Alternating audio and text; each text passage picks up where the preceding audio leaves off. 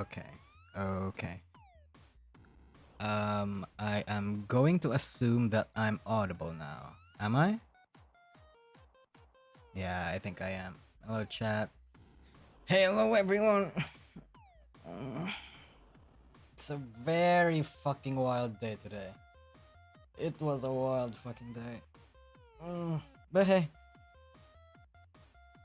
I don't really have much to say about my day because it would involve me going on entire rants about how I fucking hate the place that I live in. But you know what? I'll be fine. I'm fine.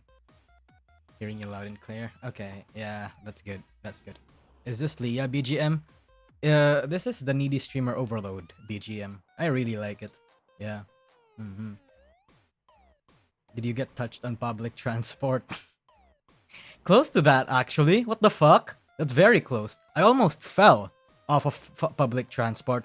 So, in this fucking place, right? The fucking Philippines. We have these little things called multicabs. They're imagine buses, but like not that big, not that tall.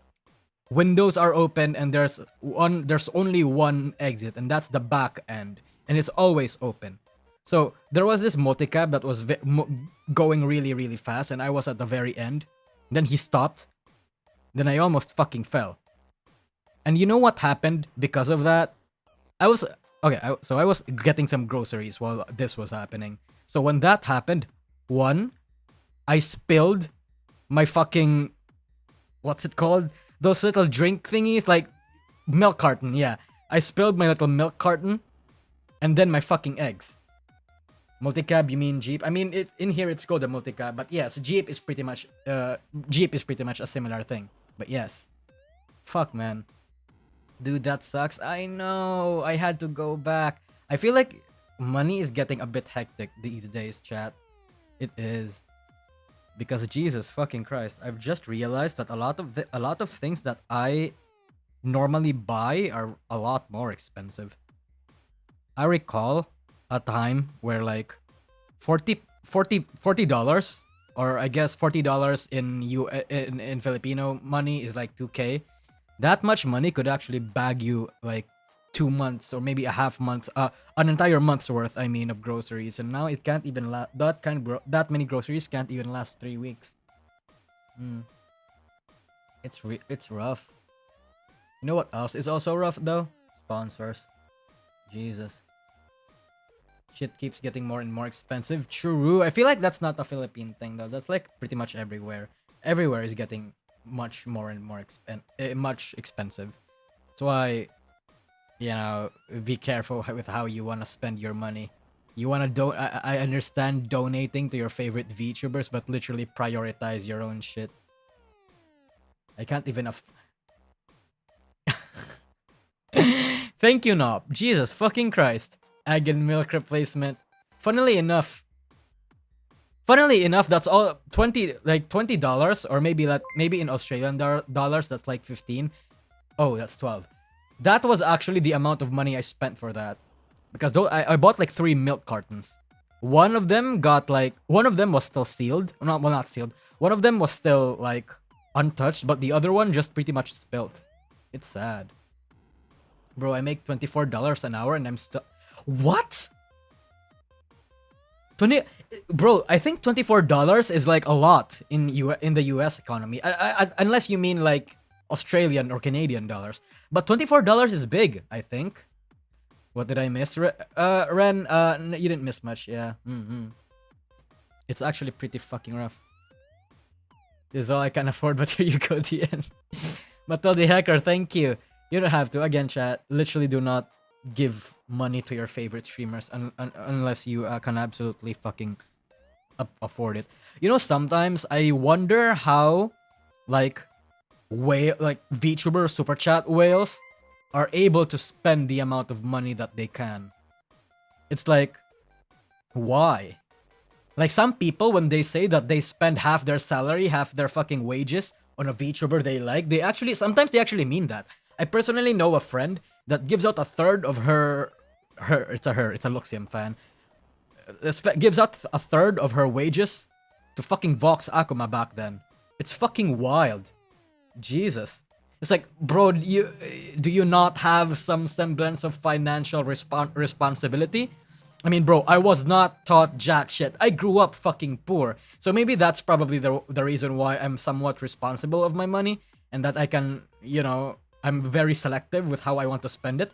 But surely people can see that spending half or even even just a third of their monthly salaries for super chats isn't like a good financial decision, right? It's a fucking yikes. Yeah, I was watching Pipa earlier and the dude had dropped like $1,100 in one stream. Like, dude dropped his old paycheck. Lol. Fuck, bro. Sheesh. I mean, is that evil? Well, I'm not talking about is Pipa evil, but is that like something that's inherently predatory in any entertainment space? The fact that a streamer is able to fucking, somehow siphon the money of hard-earned money from dumb fucking plebeian viewers, is that like something? Is that somewhat predatory? I think it can be. Yeah, it probably can be. Maybe not. Maybe it's a case-by-case basis, but it's like the more I think about it, it's the sadder I get. It's like, fuck, man. How much is a YouTube cut? 70. Oh, not 30. So right now, for example, Nop gave me like $20 as a super chat thing, right? So that's $20. What's 30% of that? 30% of 20. Okay, yeah. So $6. $6 goes to YouTube. $14 go to mine. If the VTuber is begging or forcing it a large amount, then in that case, okay, Suzuki, that's an interesting assessment. Would that mean that subathons are fucking bad?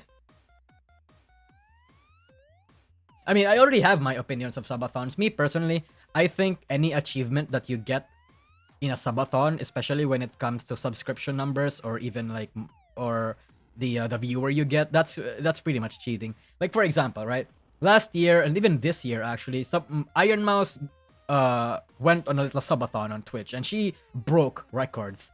I personally would not count that as a W because it kind of feels like cheating, right? It kind of feels like cheating to me. Is it? Yeah, me personally. I kind of see it as cheating. Yeah, me personally. I mean, again, you don't have to take my opinion, but it feels like you're taking. I feel like it's not exactly.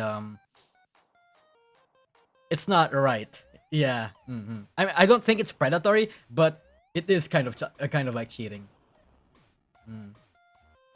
How is it cheating? It's still subs. I mean, I think it's okay. Okay. The reason why I think it's cheating is because when someone gets the prestige of, example, Iron Mouse getting the most the most subs out of everybody, or like breaking viewership records or something like that. That to me doesn't that's not exactly legitimate on my eyes, because again, you're kind of like cheating. And also one thing about it is that I kind of view it as like the subathon content is basically money.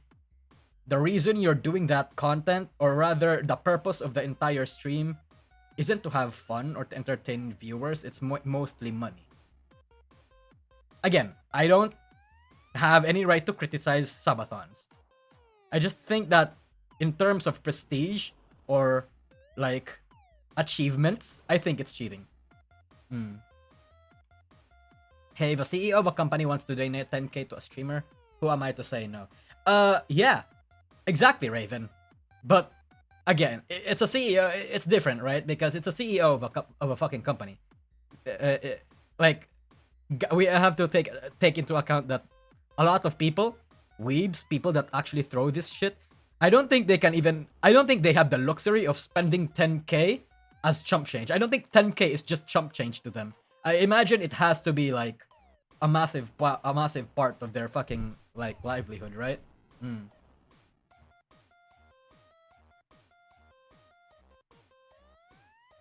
The reason to work is money. Nothing scummy about it. I mean, yeah, again, it's just it's the whole achievement part that I think it's cheating. Like, I feel like, yeah. Subathon is a fake celebration. 10K is like a 9-month rent for me. Bro, 10K is like... Bro, okay. Theoretically, for literally any other Southeast Asian, or like maybe even South American, 10 grand, 10K dollars, that's like 1 to 2 years worth of wages. I would literally not work a single day for an entire year if someone were to give me just 10K. Like, straight up. I would not work. Kershaw did a donathon for 50 days where more money meant they had to continue streaming longer. That's the purpose of a donathon, donathon or any, like, donathon or subathon. The more you donate, the more you sub, the longer you stream. Again, like for example, Ludwig. Again, Ludwig, I think, broke the records for the most subs. Again, it's kind of like cheating, but okay. Again, not in a financial way, but like, you know, again, achievement-wise. 10K is a lot, but not enough to buy a house. Bro, in any Southeast Asian or any South American country, 10K could actually genuinely give you a lot. You know, chat, a massive lot, right? A massive lot here in the Philippines is only like 500K. 500K, that's like 6 grand, 5 grand in US money. That's massive. That's fucking I mean, that's massive for us, but for like foreigners, it's not. That's the reason why a lot of fucking, not in the city, yeah, not in the city, but definitely not in places like Manila or Davao or any like, or Cebu or like any central places or any metropolitans. But I'm talking about like, you know, maybe in a village somewhere, or not village, but maybe in a subdivision somewhere. Like 5 grand is definitely enough to get you a lot. Not a house, just a lot. In Bohol, maybe rural. Yeah, those areas. And I would know because I'm actually genuinely looking to get my own property. I don't want to live that far or that near in the city, but like somewhere in between. You know, chat, one of my actual, I'm going to let you get you guys a little glimpse of what I am and what I want to be as a person. You know, one of the deepest, one of the deepest and most like massive dreams that I have is actually just to be a farmer. Like, well, not a farmer, more like a sanctuary where I just take care of fucking animals or something. I 100% love animals. Bro, if someone were to give me a job as like a caretaker of a fucking farm, watch out for the fucking animals and shit, I would genuinely stop making YouTube content. In fact, I would actually change my YouTube content to just revolve around animals. I fucking love animals, bro. I just do. Sometimes, I feel like a lot of you people might understand this too, but... Okay. This might sound psychopathic. I care more about animals than people. If an animal dies, it's sadder. But when people die, it's like, oh, who gives a shit? When people cry, it's like, who gives a fuck? But then when animals start whining, it's like, oh, no, let me take care of you. Am I the only one like that? I probably not, but it's like, I don't know. I just have more good experiences with animals than people, chat. I lived a relatively harsh life.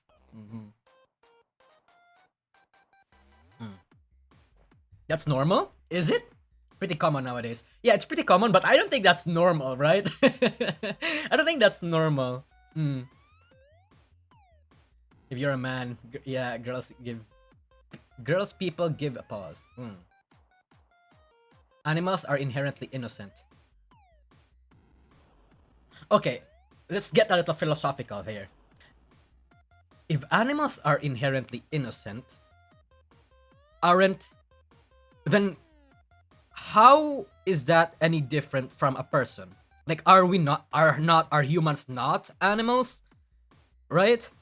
Let's say an animal absolutely fucks the shit out of a certain species. Let's say like a tiger like fucks up a gazelle, right? The tiger inherently wins there because of power differences, right? Like the gazelle is inherently the prey of a fucking tiger. That's the rules of nature, right? The strong survives, the weak perishes. Are humans not the same? So technically, let's say there's this one person that's smarter than one person. If this smarter human takes advantage and absolutely fucks the dumber human, is that not also the rules of nature? But instead of like strength and being strong, it's intellect? Because are humans not category differentiated from animals because of our superior intellect? Like what? I feel like, I think let's think about that for a second, right? Like is it not the way of the world where people that are inherently in the bigger or in more privileged or in or smarter or physically stronger or any sort of advantages will always triumph over the ones that don't, right? Sydney Adnopez, thank you for the super chat. I think it's the perception of moral agency. Also, I can't wait to see Nosagi Animal Sanctuary shorts in a few years. True, I probably will start one if I have enough money. Perception of moral agency. Here's the thing that I found in a lot of literature. I read a lot of books. For some reason, it has become a human responsibility to care for the weak. Right? Let's think about that. How did we start getting the responsibility to care for the weak instead of like accommodating the strong? According to the rules of nature, right? Wouldn't, like, evolutionarily speaking, wouldn't accommodating the strong be better as a survival mechanism than like accommodating the meek, right? Again, I'm not talking, of course, 100% look out for the little guys. Morally speaking, I will always root for the underdogs. I will always help the ones that are in need. But I'm just saying, in an evolutionary or in an like practical world, I guess, in a primitive world, with the laws and the way the world is structured, isn't going the former way better than going the latter way? Bro is talking like Suguru Geto. No, I'm just thinking, because who the fuck are we to dictate that we are better than animals, I mean. Even though we pretty much just act the same. It's just that we use intellect instead of smarts. I mean, instead of strength.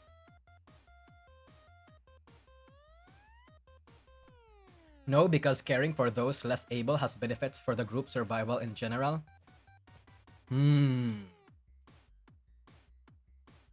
Group survival in general. Okay, you know what? Wouldn't that be okay? Wouldn't that be bad though? Because if you care for the weak, you are giving them the avenue to spread. You are giving the less superior, the inferior genes an avenue to expand.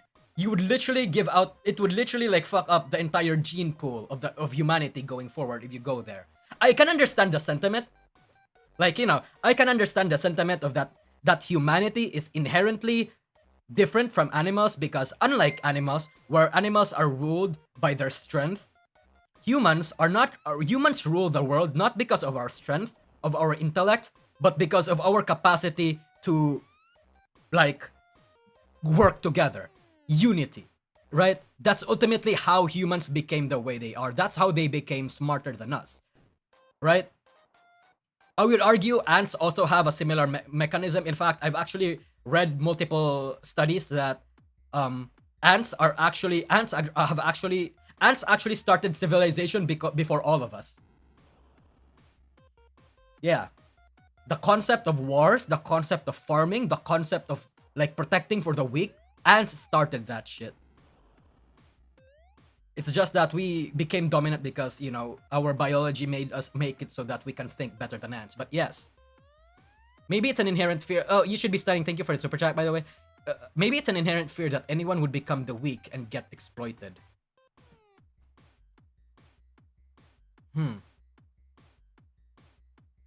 Me personally, do you know where it all boils down to? I love. I don't know. Well, altruism has its benefits for our genetic pool. Does it? Does it though? What? Because maybe not in our genetic pool, but our cultural, but like an inherited culture maybe. Like if a culture is built upon the concept of honor or altruism, maybe yeah, that'll definitely have its benefits. But for genetics, how does that work? Altruism is part of our genos? Is it? Hold on. Mimetics. Yeah, mimet. Okay. Oh, interesting. It doesn't. I mean, language is also between animals. It is just we were able to use materials in fascinating ways. So intellect is a big factor. Yeah, 100%. That's why, like, again, when you think about it, since humans ultimately came to the global spotlight because of our intellect, does that not mean that humans have the right to use their superior intellect to overwhelm or overpower other species according to the laws of nature? I don't know. This sounds like the rhythm of a domestic terrorist. I don't know. I think it's genuinely just interesting, you know? I like delving into philosophy and all that shit. Mm. Mm. Memes, the DNA of the soul. Yes, sir. How do you even think civilization did not prosper without altruism?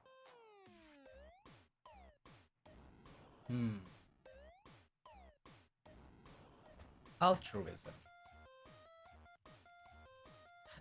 I don't think it's not necessarily altruism.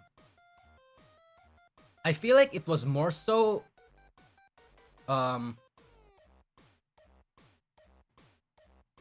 I feel like it was more so collaboration than altruism. The difference there is that in altruism, you're actively doing it to help other people. But in collaboration, there's also something there where you're owed something in turn. You help other people so they could help you.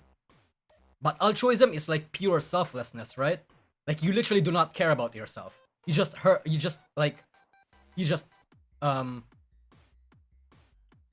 others. Like you just care about others. Selflessness gets you nowhere. Yeah, because the reason why I started thinking this way, chat, because I personally know a lot of people who have actually been taken advantage of. Fucking, I don't even know where some of them are now. Like I lost contact with a lot of them, but they were literally the nicest people in the world, and they got taken advantage of. They got fucked. So 100%, I don't think altruism. I don't think, again, I'm not saying altruism is a bad thing. It's just that, is that really the reason why civilization like prospered? Because I feel like civilization only started because humans realized that, hey, you know what? I think we should just work together. You know, pack mentality. You know? Why are we discussing anthropology on a VTuber news channel? I don't fucking know. Yeah, I don't fucking know. But anyway, I did speak about subathons earlier, right? Well, yeah. It's a very bad transition, but Sayu... Hold on. Sayu is currently doing a little subathon. I wonder if she's still active.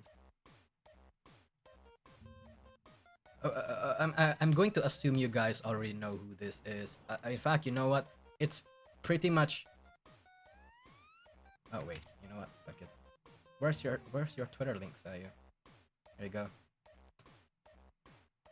Oh, she's still online. Yep, she's still online. Okay, so yeah. Sayu is doing on a little subathon. She's still alive? Of course not. Sayu is going on a little subathon, and if you may have noticed, chat, Parrot and I and Sayu are going to have a little collab. Yay! I feel like it's going to be my first collab in a really, really long time. Like the last collab I had was with Pipa last year. So I'm a bit nervous, but you know, I'm a bit excited too. It's like, it's been a long time. Yeah. But the reason it's supposed to be today, actually, chat. It was supposed to be like 6 hours ago. But what happened was that Parrot's PC died. So we had to delay it. Also, thanks for the hold on, I can't see it. Thanks for the dono. But yeah, again, Parrot's PC died, so so it had to be delayed. When it does start though, I will 100% let you guys know on my Twitter. I mean, so yeah, go check her out. Go check stuff out. But now my PC is also shitting the bed. Yeah. Wait, Parrot too? Yes, sir. Parrot and I have been talking about collabing lately. Well, not lately, but like, you know, I did approach her for a possible collab. I have some really grand ideas for like potential content, but the problem is I can't find the time. I've messaged him like 3 weeks ago, and he said he was down for it, but I can't fucking do anything because fucking family responsibilities plus work plus school plus YouTube. Like I'm buried in a lot of shit. This is on YT or Twitch? Excuse me. It'll be on Twitch. I don't think I'm going to showcase my my perspective. I don't think I'm gonna stream my perspective. But yes. You're not subscribed to him, bro? Come on. This is my second account. This is my alternate account. So, yeah. Like, you know, the account that I use for like streaming on for like showing on stream. Work. Yeah, I have like little side work. Not side work. What's it called? A little sideline going on. Yes. She's still online though. Jesus. It's been like half 24 hours. Didn't know you do Twitch. I also do Twitch, but it's like I rarely ever stream there. The last time I streamed there was probably over a month ago. Because I really wanted to try branching out to Twitch. You know, explore the fucking platform. Get to know a lot of the VTubers, but the fucking ads, bro. I hate the Twitch ads. It literally, I can't, my fucking brain-rotted idiot brain, my quick, it can't last through 30 fucking seconds of ads.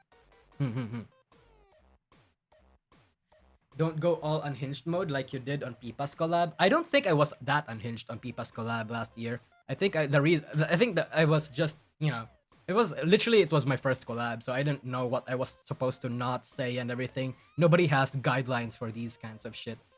So, like, you know, accidentally saying, well, almost saying the R word, calling people the F word. So it's like, yeah, it was a little bit unhinged, I would say, but I don't think it was. I would say I was a little composed. Yeah. Yeah, Twitch ads is cancer. Yeah, true. True. Didn't say algo in Twitch is terrible. In YouTube too, I feel like... Okay, so the thing about YouTube right now is 100% it's actually really good at recommending newer YouTube channels now. Like, for example, you see a lot of like YouTubers, like very up and coming YouTubers on YouTube that has like 0 fucking subs and they get recommended. I think right now YouTube is the place when you really want to explore. Like now, for example, this one, Squeegee. I don't know who the fuck this is. 2K YouTube, and then boom, suddenly, literally just started his or her. Sorry, I don't know your pronouns. Literally started her channel like this year, and then boom, got a lot of good performing videos. It's like shit like that, you know. YouTube again. Point is, YouTube is really good at recommending new stuff right now.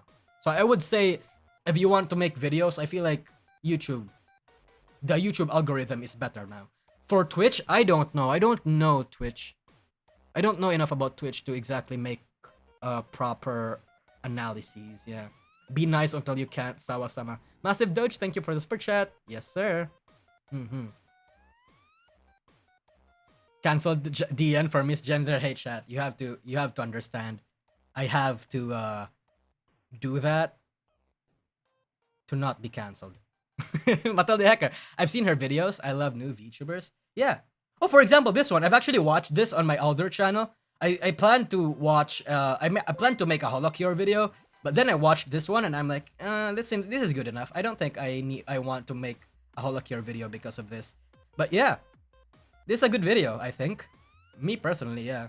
I think there are a lot of references that there are a lot of things that he could have said, but overall, yeah, again, 1K subs. All his other YouTube videos are not doing that well until he started covering VTubers. So yeah. You're a coward, honestly. At this point, chat, who isn't? Like, again, it's not exactly a principle thing. I've said this before, but like, saying the R word is not something that's offensive to me. But it's like, the way I think about it, it's like, you know what? I'm not personally affected if I don't get personally affected if I can't say the word, if I can't say the R word, you know? I don't get offended. I just don't care, you know? Okay, I don't think it's cowardice. It's more like I don't give enough of a shit to, you know, not be a coward, I guess. I see Raiden, sorry. I like to pronounce her name as Raiden. I see Raiden. Hololive Regloss is so good. Yeah. Hololive Regloss is 100% good. Yawa buang abno, mas yawa ka. But yes. Wait, someone told me something earlier. Which comment was that? Oh wait, no. It's just I'm going back to stuff now. Regloss is doing honestly pretty well despite the sub. Yeah. Chat. If their subs weren't wiped, they would have been 300k each right now. They would have reached they would have reached 300k subs all. I'm actually surprised that Raiden is the one that actually got the most subs. You have to remember, chat. This girl before debut, Raiden was the one that was doing the least. She was the least popular. And the second least popular was Hajime. And then somehow she's the best performing. And Hajime is the second best performing. That is interesting. Subs got wiped. Yeah, YouTube deemed that some subscribers were bots and then started like cutting subs across the board. So yes. Thank you, Professor Keen. Flavor Group is about to get a Gen 2 soon. Pipa made 4 more templates for VTubers last night. Honestly, I'm really out of the loop from the whole flavor thing. I feel like I want to talk about it, but at the same time, I don't think I know enough.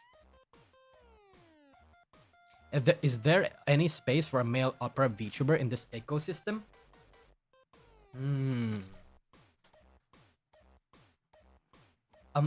Well, that's so specific though. A male opera, like, you know, the opera, the singing type, right? Also, yes, Bisaya ko.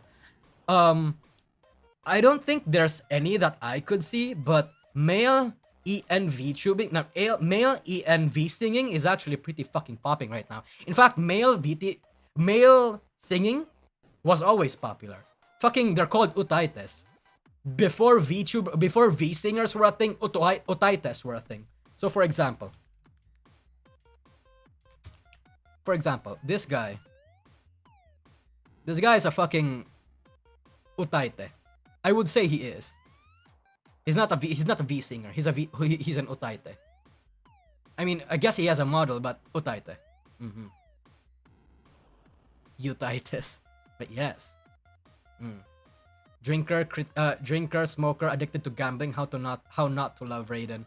Yeah, true. I feel like she's the most unique one. I would say so. Mafu is one too. Yeah, in Japan, fucking male utaites are fucking massive. And male fans of utaites are equally as parasocial to them as unicorns are to female VTubers. They're wrong. It's massive. Utaite was arguably the proto VTuber. Yeah, I made a video about that. I made a video covering that. Hold on. Origins. I made a little mention where before VTubers were a thing, utaites were first. And the utaite scene became somewhat interlinked with the VTuber culture. Mm-hmm. Yeah. So yes, it's very weird. Also, rest in peace, fucking. Oh shit. Did you guys know? Ailen is actually very active on Twitter right now.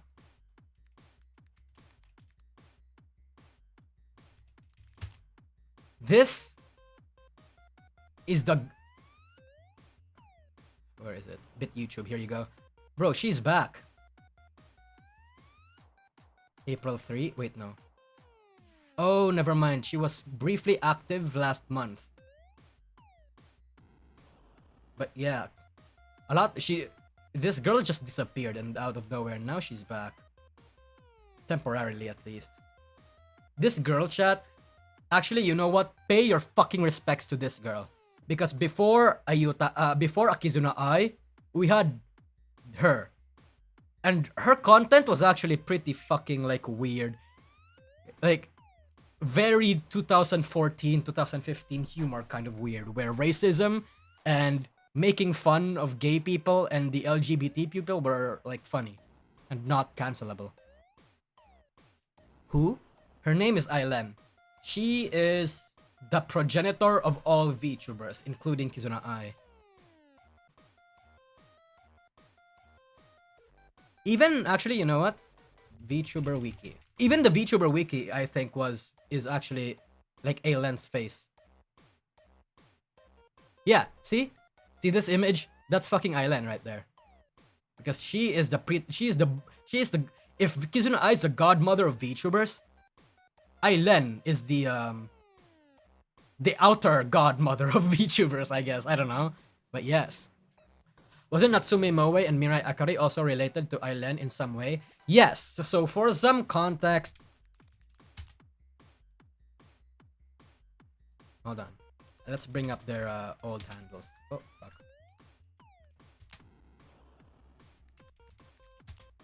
So, for some context, Ailen is... Again, wait lang. Okay, Ailen, the girl that you saw earlier, she was the one that actually birthed a lot of proto-VTubers back then. That included Comdust, that included Bailen, that included the first VTuber twins. I don't know who they were. Wait, no. Fuck, I forgot the name of the twin VTubers, but yes. They were the ones that... She was the one that conceptualized those VTubers, including Natsume Moe. These VTubers were actually just characters of her like little skit, and then they evolved to give her... She makes it so that they gave her like their own thing going on.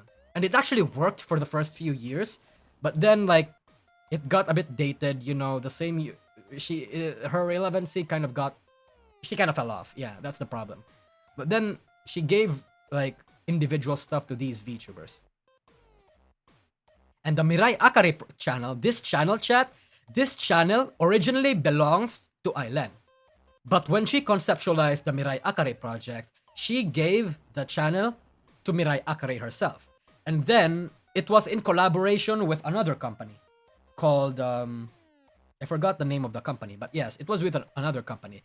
But then that company that she made that she partnered with the Mirai Akari project with had a little falling out.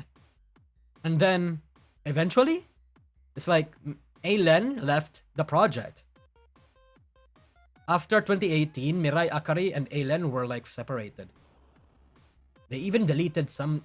They even deleted some... Oh, Entom. Yeah, the company's name was called Entom. They even deleted a lot of the OG channel. Like, bro, the oldest videos of Mirai Akari were like those videos. Yeah. Natsumi... Moemi Yomeme, the OG twins. Yes, exactly. Moemi and Yomeme. Those were the twins I was thinking of. Yeah. And Natsume Moe... Well, no. I call her a Natsume Moe, but it's Mo. Okay? I purposely mispronounce a lot of, like, VTuber names. But it's called Mo. It's just called Mo. Or Otaku Moe. Otaku Mo. But I just like calling her Moe. Mm-hmm. Yeah. Very dated. You know how old this shit was? This shit chat. 2018. But this girl, Mo, was conceptualized way back. Like, way back. Like a long time ago, kind of back.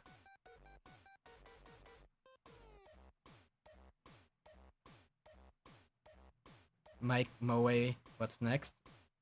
A lot of VTubers, yes. Are they archived in the Wayback Machine? I personally do not know if they are archived because I have my own archived. So I have a few videos of Natsumi Moe, not Natsumi Moe, of Ailen. I do. A lot of them were weird. Like the other one video was called "How to Transgender Your Waifu" or whatever. It's actually pretty fucking weird. It was a product of its time, you know? It was pretty wild.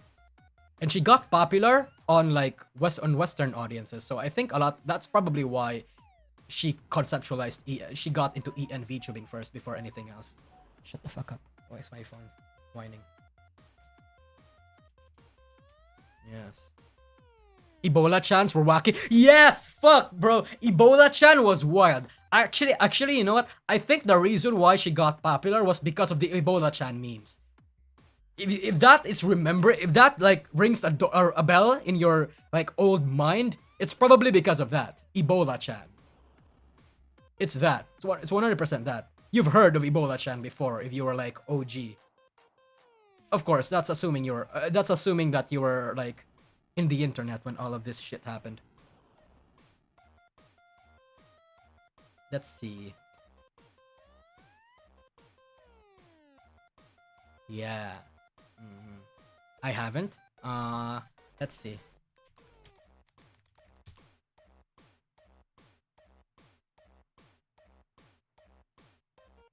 I'm looking for the original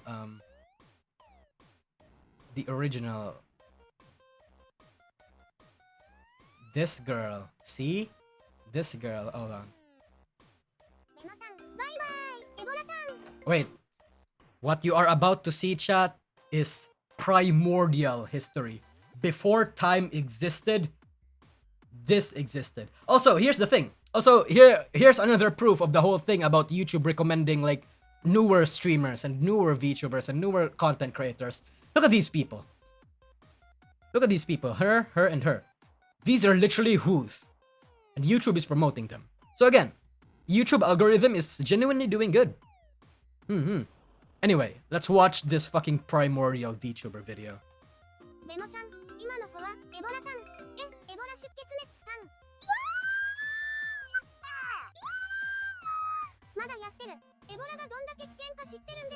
This is via a fucking voice bank, by the way.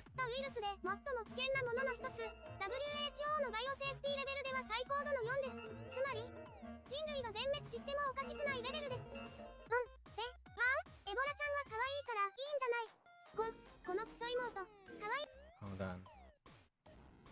Holy shit! Some of them are still here. Fuck yeah, bro. Fuck yeah. How to transgender your waifu. Yeah, I actually distinctly remember that this was very popular. Also, that's Natsumi Moe right there. Hold on, let's watch this first. This was how Moe was conceptualized. This is Moe Way. Or Moe. Fuck, it's Moe. It's Moe, but I call it Moe.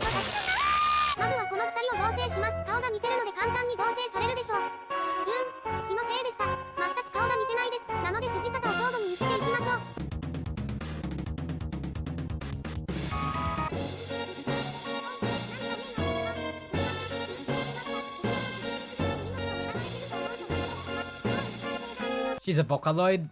She's not a Vocaloid, chat. She's using a voice bank. Yeah. So, fuck. I mean, I guess since she uses a voice bank, she's technically a Vocaloid. Send a link. Okay. Bonk.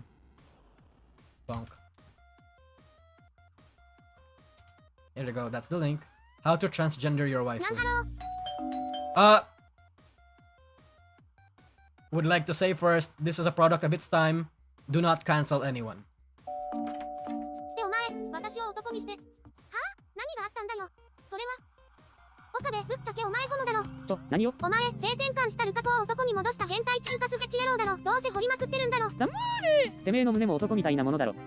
お前も性転換しろ。女には興奮せん。うわぁ、ガチホモかよ。なんか魚くせえなお前ということなんだ。なんて最低な動機なんだ。はい、それではクリスさんをクリオさんに手術します。まずは背景を消します。はい、次は髪を切ります。男がこんな長い髪の毛を持っていたらダメです。ダメです。まだ髪が残ってるので、全部切ります。この尻尾は後回しにしましょ She actually edits shit the way I edit my shit. う。次は体の整 Ah, 形 the をしま old す。 internet is truly something special. It is, bro. 肩幅を広くして、今回のベーレーンみたいに平らにしましょう。おいエレーン、後で私 Oh, の hey, 手 that's 紙 by と Len. Yeah. 冗談ですってば。はい、ネクタイ描きますね。めっちゃ緩んでますけどね、この人のネクタイ。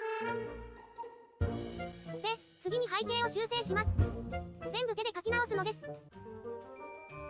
This actually looks like fucking Makina. What the fuck? A Makima. Yeah, Tori. Holy shit, Tori read my mind. Yeah. じゃあ This is basically 出来上がり Makima, right? それじゃツイッターにアップしましょう。お、すごい、ちゃんと変わってる、でしょ。私はブラックジャック並みのメスさばきしますよ。はい、次は悟空を女に子にしましょう。今回はこの体に悟空の顔を移植します。そして顔を整形します。 Wait! Fuck, no!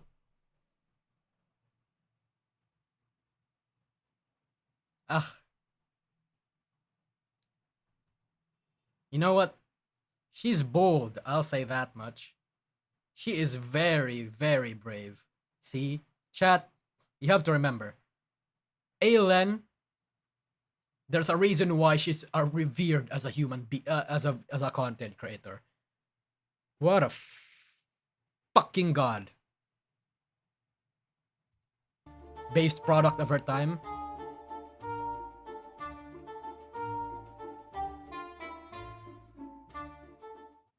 なんか変だな。てか体側の髪は白なのに、悟空の髪は黒だし、正直言うと、思ってたより。 Speaking of not vocal arts, did you all already talk about Zentraya's latest cover? Just seems a bit disingenuous for me. Okay, you know what? Let's make a little footnote.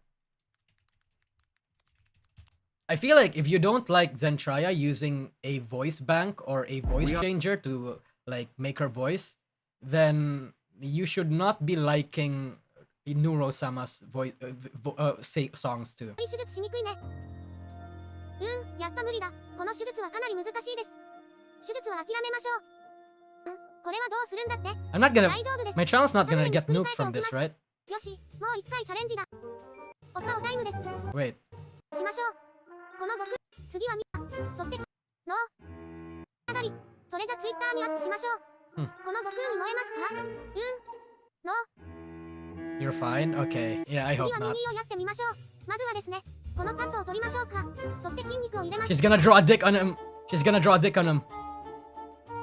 あとこんな可愛いリボンとかスカート入りませんね。 Oh, never mind. はい、臭そうな半パンになりました。まあ、おっぱいは隠さなくてもいいんですけど、念のために匂いがきつそうなワイシャツを追加しますね。あとは変態の帽子をつけて完成、アップしましょう。ある意味 BL ですね。わかってますね。ネズミ X ネズミとか最高じゃないですか。は？燃えない。次はオバマさんやってみましょう。 Obama? What a fucking product of her time this bitch is. Godsend, chat. のセクシー女優にしてみせます。今年のミスコンの優勝はオバコちゃんで間違いないです。はい、オバマ、これがあなたの新しい体ですよ。オバマの首を入れます。何か小さいのでもっと大きくしましょう。次に眉毛をすります。可愛い子になーれ。次は阿部ちゃんと同じく眉毛を入れて Shinzo 鼻も入れます。最後に化粧をして終わりです。どうでしょうか？セクシーではないでしょうか？ホットだね。でしょ。ホッとするぐらいホットでしょ。で、オカリン。この新しいマキセさんをどう思いますか？これ、いいな。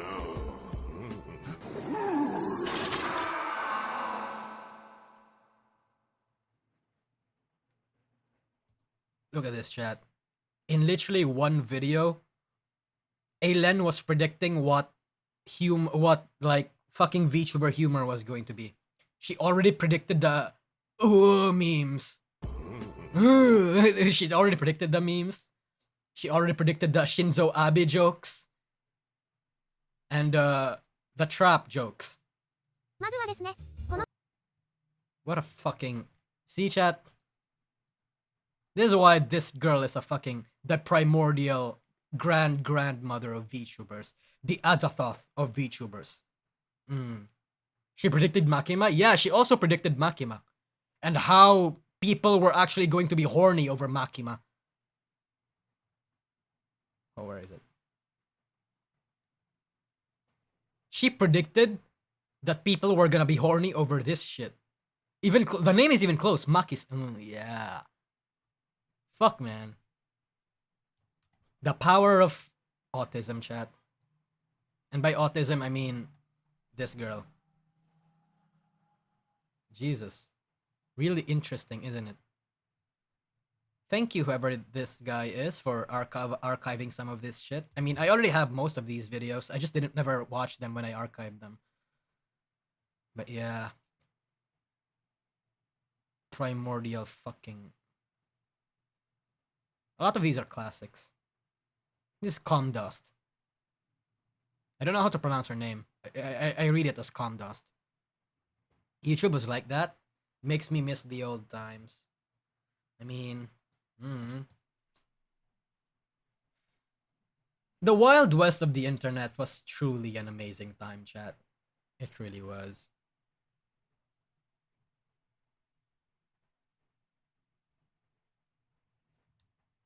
He had permission from the OG herself.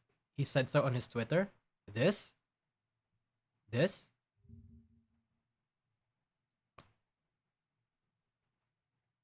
Oh, I guess he is somewhat connected to ALN. So yeah, seems good. Good job, you. Wild West internet was so good. Yeah, bro. You know what I was doing okay, chat. You know what my absolute favorite YouTube channels were back in the Wild West of the internet? How many like nostalgia beams are gonna get you guys high when you see this guy? Exploding TNT. Who remembers Exploding TNT? This guy was fucking classic, chat. God. I really loved Exploding TNT. He was my favorite. Like, I like Sky Does Minecraft and everything, but Exploding TNT's skits were a must-watch for me. I loved everything about Exploding TNT. Pink Sheep and yeah! Fuck yeah! I used to watch him like years ago. Yes, man. Yeah. Ugh. The internet. When's his last upload?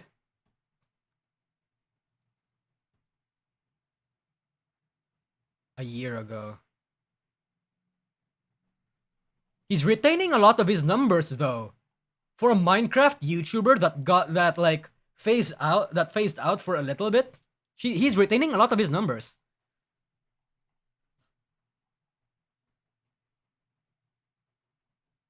Yeah, fuck yeah. Good for you, Exploding TNT. Jesus. Look at this shit. Fuck yeah. He's dead? Yeah, he's dead. I mean, he's probably active somewhere on, like, Twitter. But yes. Ugh. What a... Yeah. I've never really understood. Because if you were, then you 100% understand. This guy, I also like Cool Dude 3. He changed his name to Miss Breezy? Oh, he changed his name to Miss Breezy. What does it mean? So you finally bought the game. What do you think? I also like this guy's content, by the way. His Minecraft skits were fucking amazing. And his Gmod skits. Yeah. Trans? Oh, he transitioned? Interesting. So what's his voice now? What does it mean when it says launch the train? I'm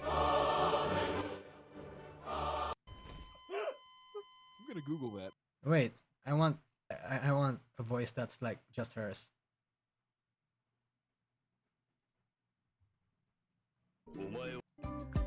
I've been racking the neurons inside of a used porta potty and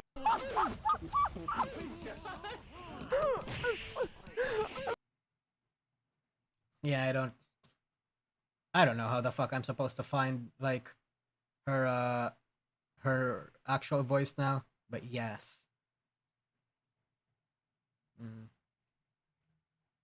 Frog in a blender? I've heard of him. Frog in a blender. Have I've heard of it somewhere. I don't remember what it is exactly. I think it was a video. Not a him. It's not a him. Sorry. It's like a video. Oh! Remember one more thing though? I like trains. Fuck. For some reason, this was really fucking... Oh yeah, the ASDF movie. Fuck. Remember the ASDF movies? Shit, dude. Sheesh. Fuck yeah.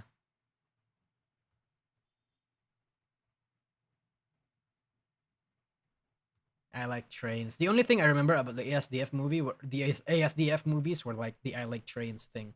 But yes.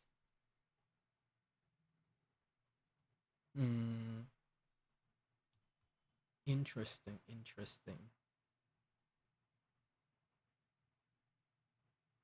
Tomaka's done with ASDF? Ah, unfortunate. But hey, I get it, chat. I actually do get like transitioning into a new type of content because it really, when you're known for one thing and one thing only, it tends to like burn you out really fast. Like right now, the reason why I want to like explore new content and like collab with with more VTubers is because I just don't want to be the quote VTuber historian. It can get monotonous, chat. It'll really just make you fucking, make you burn out a lot more faster. You watched the old Smosh? I fucking loved the old Smosh, yes. It's just sad, I feel like, okay, hold on.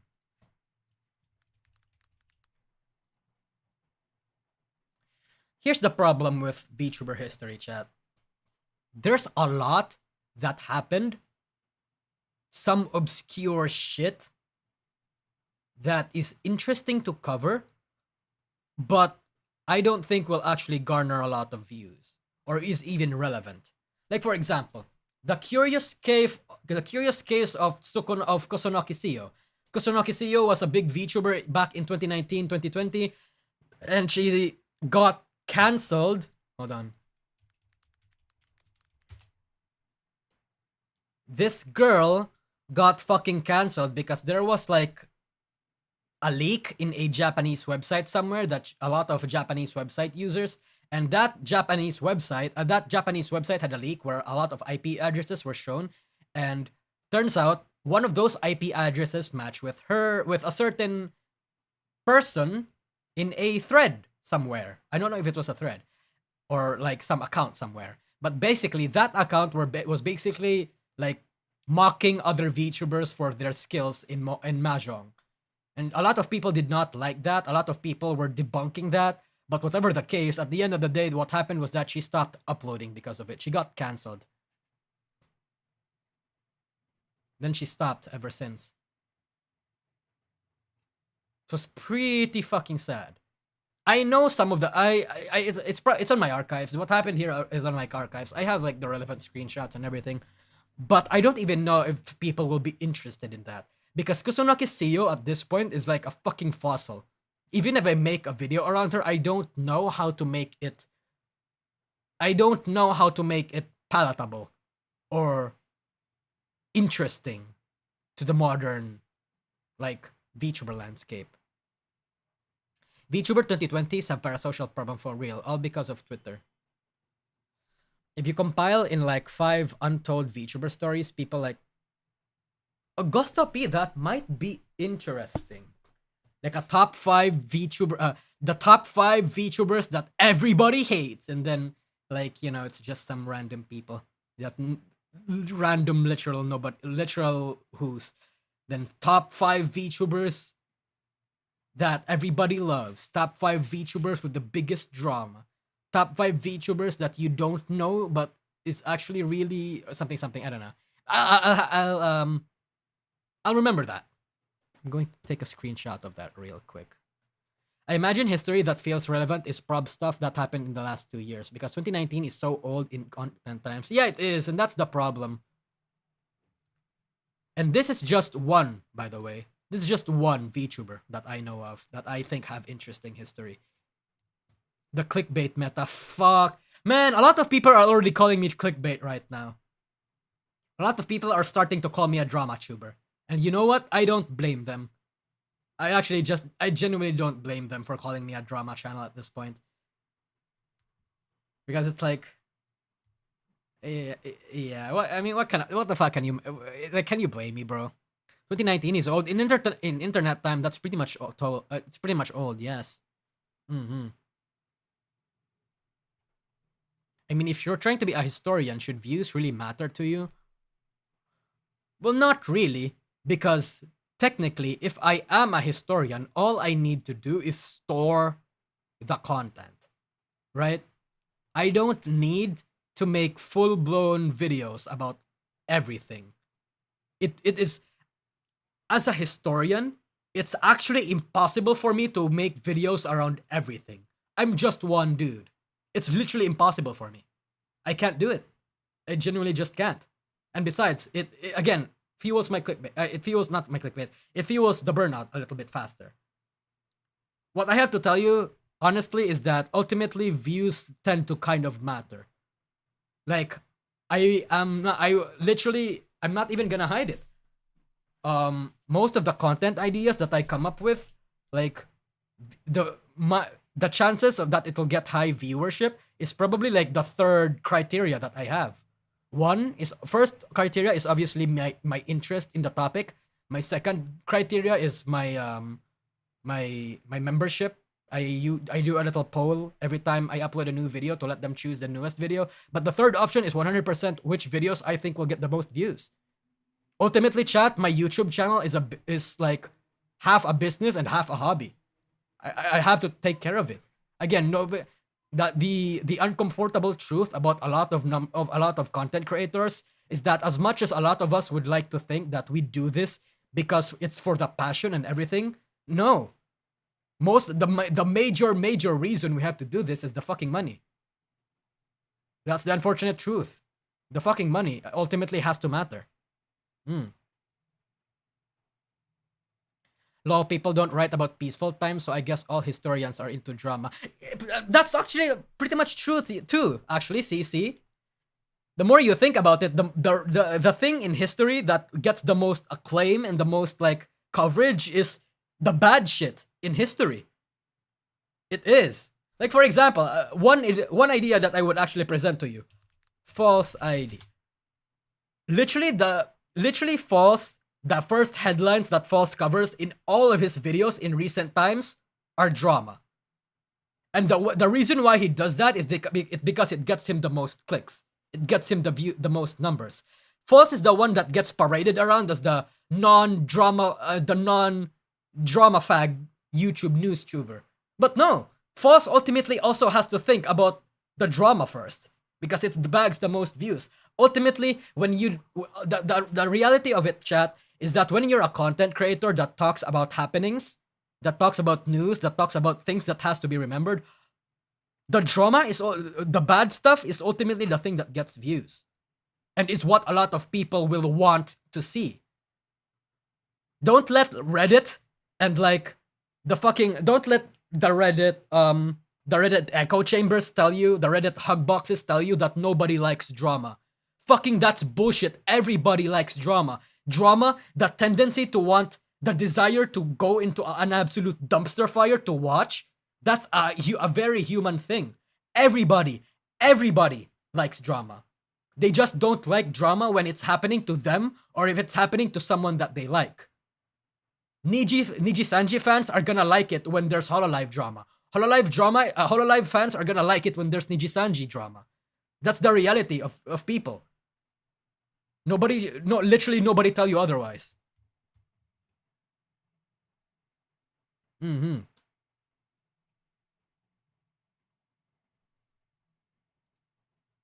DN is preaching. I mean, that's just the thing.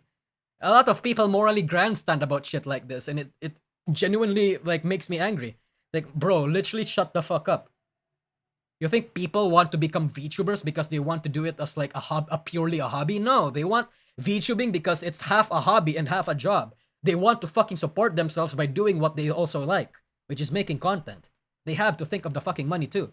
They have to think about the fucking numbers. I have to think about the fucking numbers.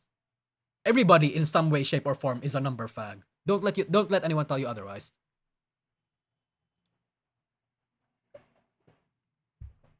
Riv says this too, and Hero Hey in a nutshell. Yeah.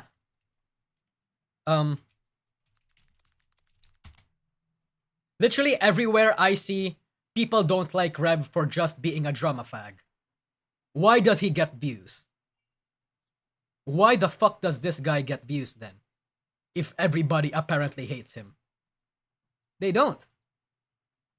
They don't. Only a certain demographic hates Rev. But when he covers a dumpster fire, people are gonna watch it. People are inherently drawn to dumpster fires and drama. I would argue Voms was lucky they were a small VTuber company when the Pikami graduation was announced. Imagine it was Hololive. Bro, if it was Hololive, it would have... The equivalent to Pikami leaving in Voms would be if Pecora or Marine leaving. If Pecora or Marine leaves Hololive, they would be fucking... Like, they would tank. If Gura leaves Hololive EN would tank. Yeah. Malcolm Leon, thanks for the super chat. Have some free money. Thank you. We also do VTubing because it's our special interest. Yes, Metal the Hacker, exactly. The only distinction that you unfortunately have to pair with drama chat is that if you're going to cover drama, you have to you somewhat have the obligation to somehow not make that drama as... You have the obligation to not fuel that drama even more. You're supposed to watch the drama and tell people what's happening, then like throw fucking coal at it, you know, throw a fucking bag of gas on it. That's the one responsibility you should not do if you're someone that covers drama. Do not throw fuel into the fire. Just explain it, watch it all unfold. That's the sole responsibility.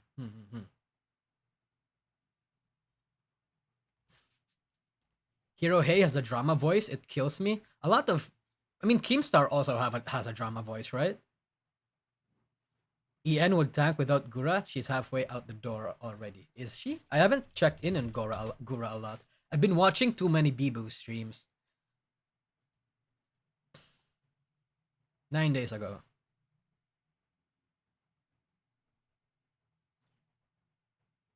Hey, these many streams in a single month? That's huge. Especially in recent times where Gura only streams like once or like every 2 months or something. It's okay. But Gura's probably burnt out. I would imagine Gura is burnt out. Yeah. She still doesn't stream as much, but she's fine. Yeah. Yeah. She's still fine, I think, mostly. Pretty sure Gura doesn't even care. It's not that, chat. Okay, picture this. Okay, no, I'm not gonna frame it like that. But it's not that Gura doesn't care anymore. It's just that, you know, in certain situations like that, assuming that she's burnt out, it's not that she doesn't care. Ultimately, of course she cares. Of course she cares about her fan base, of her career, of her friends, of her job, over the money. She fucking cares. It's just that there's no more will in the body to make it so that those kinds of shit are accommodated now. That's unfortunately the thing about burnout.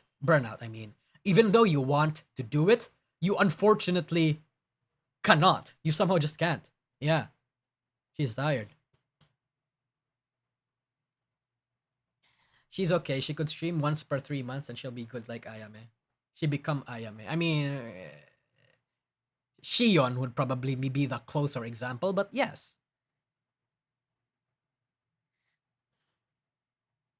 Mainly in JP struggle with this too. Yeah. People unfortunately take a lot of time to make some content.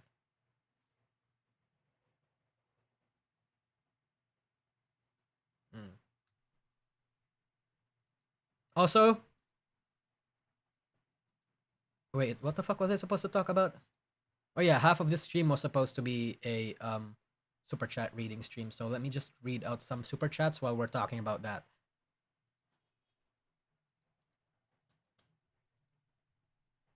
I don't think she's burnt out. She probably had a kid.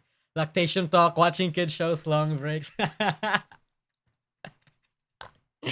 mean, hey man, if you have a kid as a VTuber, I think that's pretty lit. Like, who gives a shit? I personally don't think so. But if it's true, but you know, big if true. It's a funny rat. Big if true. But yes.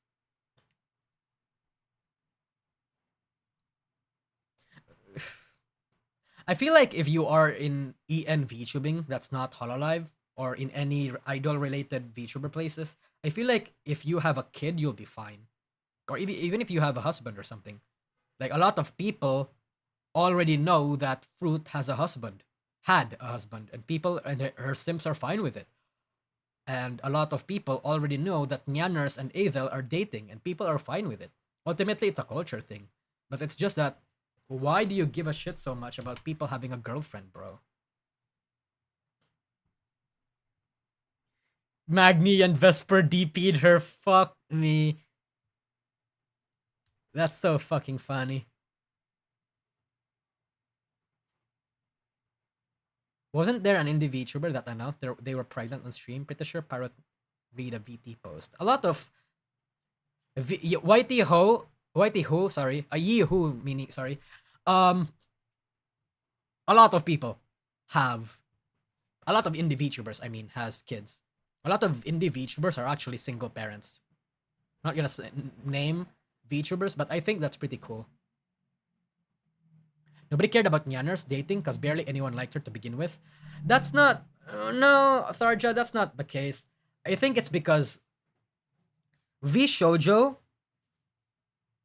as an agency, as a culture, is a place that is inherently not accommodative towards unicorns and gachis. And for one, the one bad thing, or it's not even really a negative, the one negative that they would have is that they won't get the same amount of financial support or financial generousness that Hololive members receive. But the pro to that is that they don't get like burned at a fucking stake when people find out that they are in a relationship.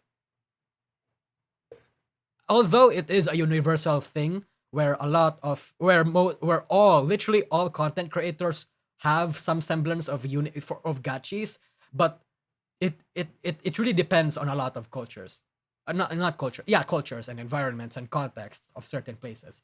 V Shoujo, a lot of traditionalists already hate V Shoujo, and traditionalists are usually the ones that form really hard parasocial relationships towards their VTubers. That's why they go to Hololive. That's why they go to Idol. That's why they go to Face Connect. That's why they go to like fucking places that have some semblance of less male presence, I guess is the right word for that.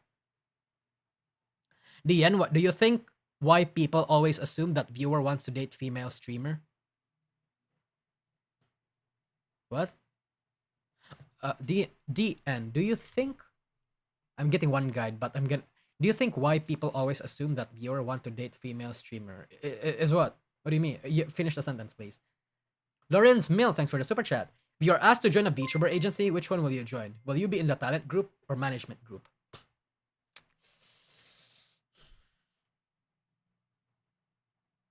Honestly? Okay. Here's the thing, chat. Let's actually break down. This is supposed to be like for a VTuber video that I plan to upload next week, but you guys can have a little breather on what I think about all of that. Let me just get my fucking Okay. So there's 3 things you need to consider, chat. No, not consider. There's 3 aspects of joining a VTuber agency that a lot of people will have to consider. Consider this. Okay. Okay. 1, you have to think of the culture. This means environment, norms, demographic, and customs. 2. Hold on. Let me just. No! Fuck, where is it? Fuck. Culture. Wait, no, fuck. I forgot to say that. Culture, demographic, norms, customs, etc. Okay, you have to think of this. Fucking hell, can I shrink it? Because there's 3 aspects you all have to understand.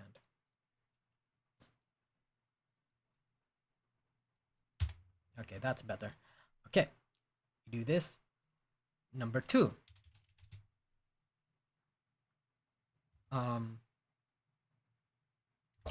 The corporate side of it. Hold on. This corporate side. This means numbers, contracts, terms, contractual terms, and stuff like that. Yes, you know what I mean. You know what this means. And then the last thing that you have to consider is community.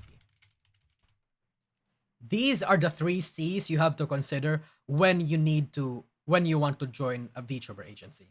For example, culture. Let's separate V-Shoujo, Nijisanji, and V-Shoujo's culture. In Hololive, since we are an idol-centric VTuber agency, the culture there obviously revolves around idols, right? Around the concept of idols and how idols will react. And because they associate themselves with idols, that naturally entails it so that idol fans or like anyone that's remotely interested in those kinds of things will get attracted to them. As such, the customs and the customs and the norms that is set on those cultures will also have to be something of a silent rule. So in Hololive or in similar cultures like Hololive, talking to a male, although depending on the context, is permissible, but most of the time it's NG. It's not good. You can't talk to a male. You also have to consider about like if they're traditionalists and if they're a progressive kind of people. Yes.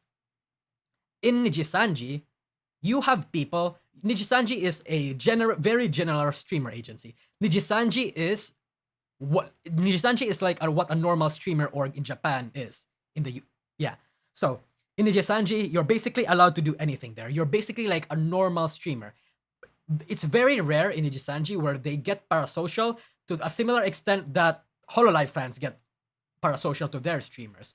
Because it's a very general VTuber agency, like variety streaming group. The culture there is very casual, it's very wild, it's very wacky.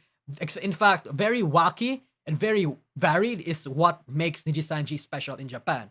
In V-Shoujo, since they are a Western agency, and because they embody like Western norms and Western traditions and Western culture, this comes into play where people that obviously are not exactly traditional get attracted to them. People that are very progressive, Me Too movement, people that are not that much into the idol culture, people that genuinely, support these VTubers not as idols, but like as normal streamers, right?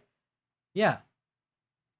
Corporate is another example for that. Again, if you gave me I'm going to explain this more in detail, chat, as a script when I script this because I'm more articulate. I can enunciate, I can process my thoughts better when I write this shit. But this is basically how it boils down to. Corporate is, obviously the numbers, right? The place where you want to be if you want to be secured financially. So 100% right now, in terms of corporate, V-Shoujo is the best VTuber agency right now, chat. Fucking V-Shoujo is the best in the corporate world right now. Because V-Shoujo's terms are leagues ahead of Nijisanji and V-Shoujo.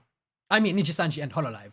And the reason Hololive and Nijisanji can't pivot to follow a corporate environment is because of their culture. All of these 3 are inherently interconnected. Mhm.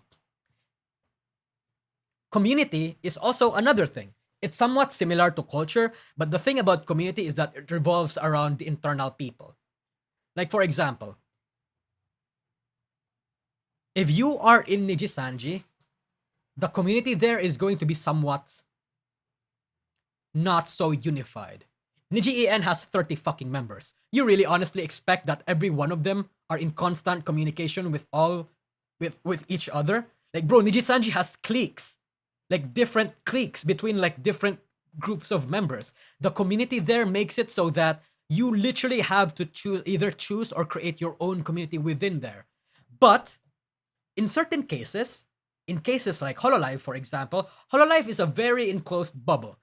The Hololive EN community is very engaged with each other. So if you want to feel like you're part of a group, that and that your actions and that your actions and your opinions and what you want is actually taken more into has a lot more like weight, Hololive treasures your community more.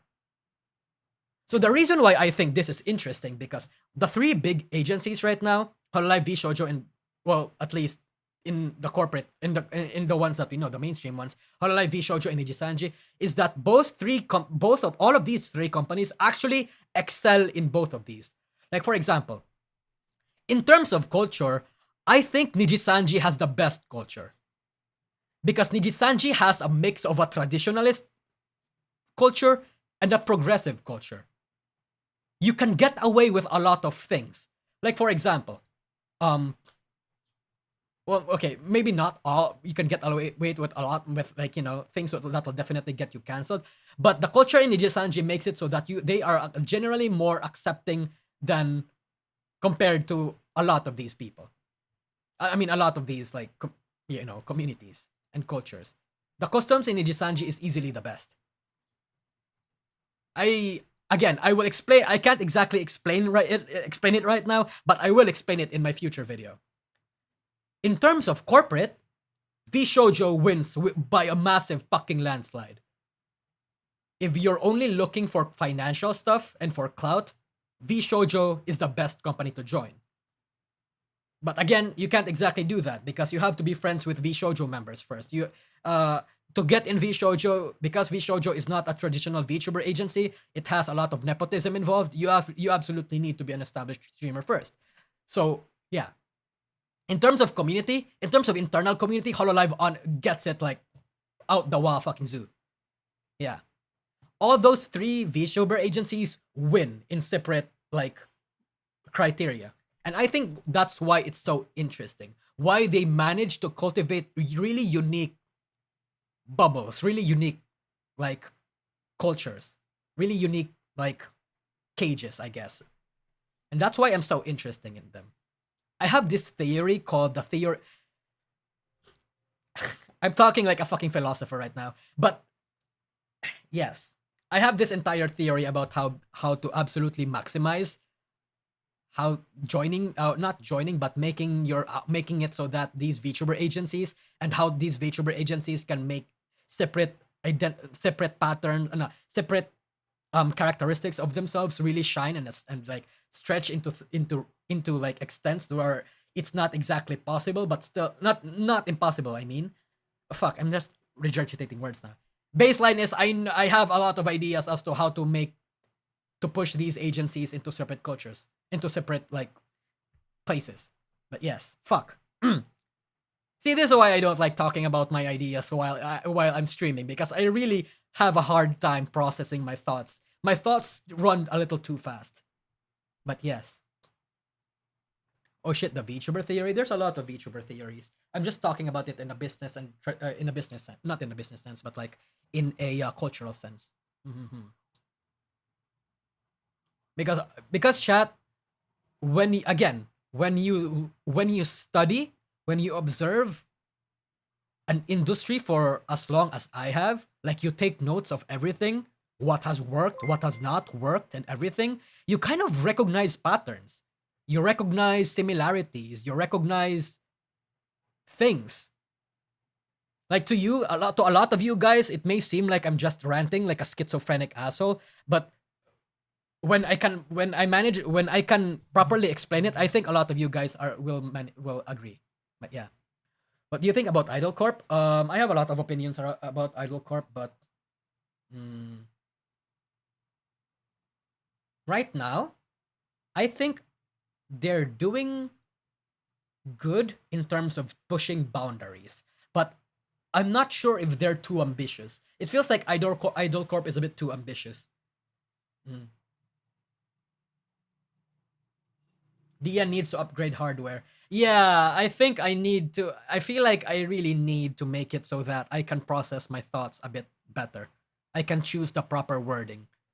I can stop. I can actually formulate my thoughts to make it stop sounding like an incoherent rambling mess and make it so that I'm actually very articulate. Yes, I do need a hardware upgrade. I'm sorry if my little rant over here started to not make sense, but yes. They going ES route now, not ambitious enough. Bro, the fact that they're going the Espanol route, I think is what makes them so ambitious. But I don't know if they've done their due diligence to actually make it so that their step in the ES route, in the Espanol route, is actually like good. I feel like they're expanding too fast, is what I'm saying. Which is what Nijisanji did. And you know what the fuck happened to Nijisanji Indonesia. Nijisanji India. Nijisanji Taipei Shanghai. You can't go that fast in an industry this complicated. It's hard. I'm not saying that they can't do it, but I am saying that they're going to have a really hard time doing it. It's a very, never mind the fact that the Espanol industry, the Spanish-speaking community, is a very volatile demographic. Because, Espanols, chat, unfortunately, from what, I can't speak for all of them, but the Espanol community are very racist. They're very, they're a community that would definitely get them canceled in the Western demographic if they are ever to have their own opinions. I can't even say if it's just racism or if it's a fucking moral relativism kind of thing. Because the Spanish speaking side obviously have their own ideas. They are their own like rules, their own customs, their own beliefs. But unfortunately, the Western community has a thing where they like to morally grandstand and think that their beliefs and their morals are superior than everyone else's. So it's hard.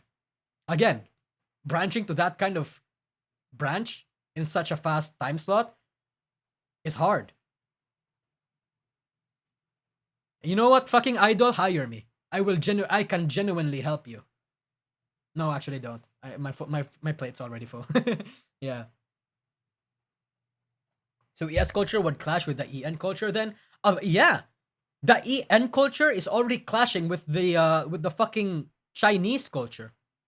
The moment, why do you think fucking Nijisanji literally made an entire branch solely for China? I mean, you might argue the fact that they are making an entirely different branch. But I feel like that also won't do. Because Nijisanji didn't just make an entire branch, they made an entire fucking agency almost because they partnered up with Bilibili. Nijisanji doesn't even own fucking Virtual Real. They just provide like technical support and the technology. Bilibili is actually the one that manages Virtual Real. It's hard, chat. Yeah. There's already, even then, in JP and EN, we already have a lot of clashing cultures. So it's, especially since Espanol is, the thing about JP and EN is that at the very least, JP is relatively more polite when it comes to expressing their views.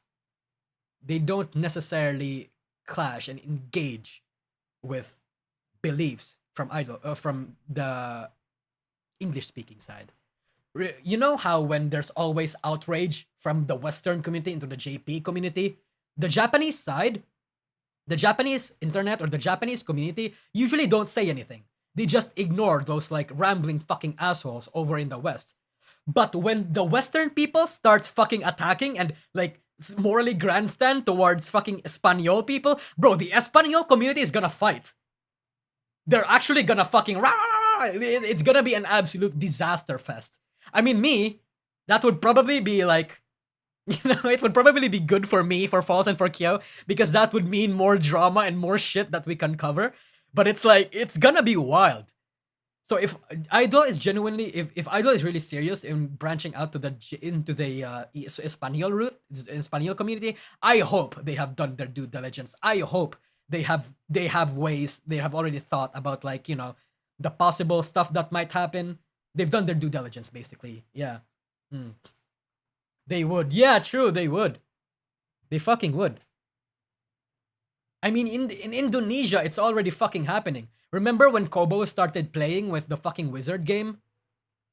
And like, Indo Chads were literally like defending her to hell and back. Literally, like, you know, fighting back against people. It's hard. It's hard. ES don't hold back. The US used to like that, but because PC culture came to those who was more to it, that will make me type more. Social media police made things worse. That's why I genuinely have problems with people that try to morally grandstand, chat. I do. I pretty much hate grandstanding in general. Because I feel like nobody has the right to grandstand in this fucking industry. Nobody has the right to call out things that they deem morally wrong. Maybe when it comes to shit like pedophilia, maybe it comes to shit like scamming people, committing crimes. Yeah, 100% call that out. But when you call someone for their past, they call someone for being like racist, or that they misconstrue someone's like wording to make it seem like they're being as malicious as possible. You can't do that. You shouldn't do that. Fruits, like example, Fruits fans, like Apricot Fruits fans, do not have the right to, or even Fruit herself, do not have the right to morally grandstand towards other VTubers who have said racist shit before. Because Fruit herself has said racist shit before. So, you know, it's stuff like that. In this industry, nobody has the right to morally grandstand. Nobody. And I mean that. Call out, sure. Just don't make yourself like you're the best. Yeah, exactly. That's the one distinct thing. You can make call outs, but you can't make yourself as an example. Do you think Fruit would donate the money? I kinda actually think that Fruit is going to donate the money. I actually do. It's just that it's gonna, because the tricky thing about what Fruit did is that she didn't set a deadline. Although that, you know, we can make all the fucking where's the money Fruit memes, but like, yeah, Fruit will give the money, I think. It's that just that she's probably I'm giving her the benefit of the doubt here, so you have to remember that. It's probably because she's choosing a better organization, and she's probably looking for the best avenue to make that donation. Like, for example, if Fruit does a subathon, her donating that while at the end of the subathon would make it so that she would farm clout, like maximize clout, you know? Make herself look the best way possible. There's like techniques when it comes to doing shit like this, chat. There's techniques to farm points, to farm views, to farm clout. There are techniques here. And I feel like Fruit is waiting for the opportune time to do that. Because Fruit has the money.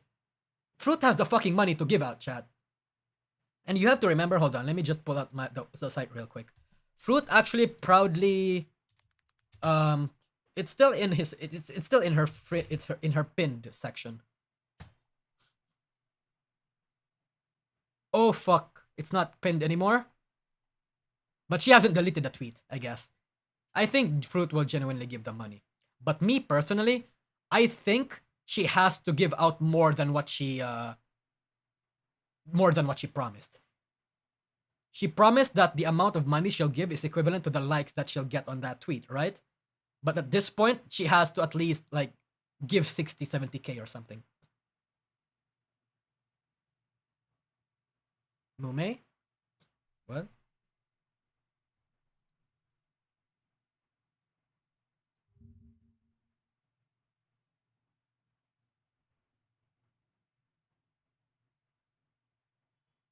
He typed X. Wait, I don't get it. What happened? Whatever. But yes, you know what I mean, chat. That moon picture? Wait, were there nudes or something?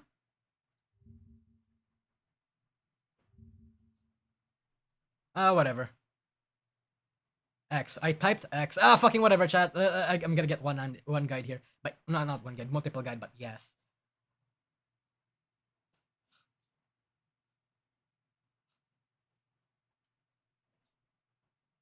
You know what? I'm very curious now.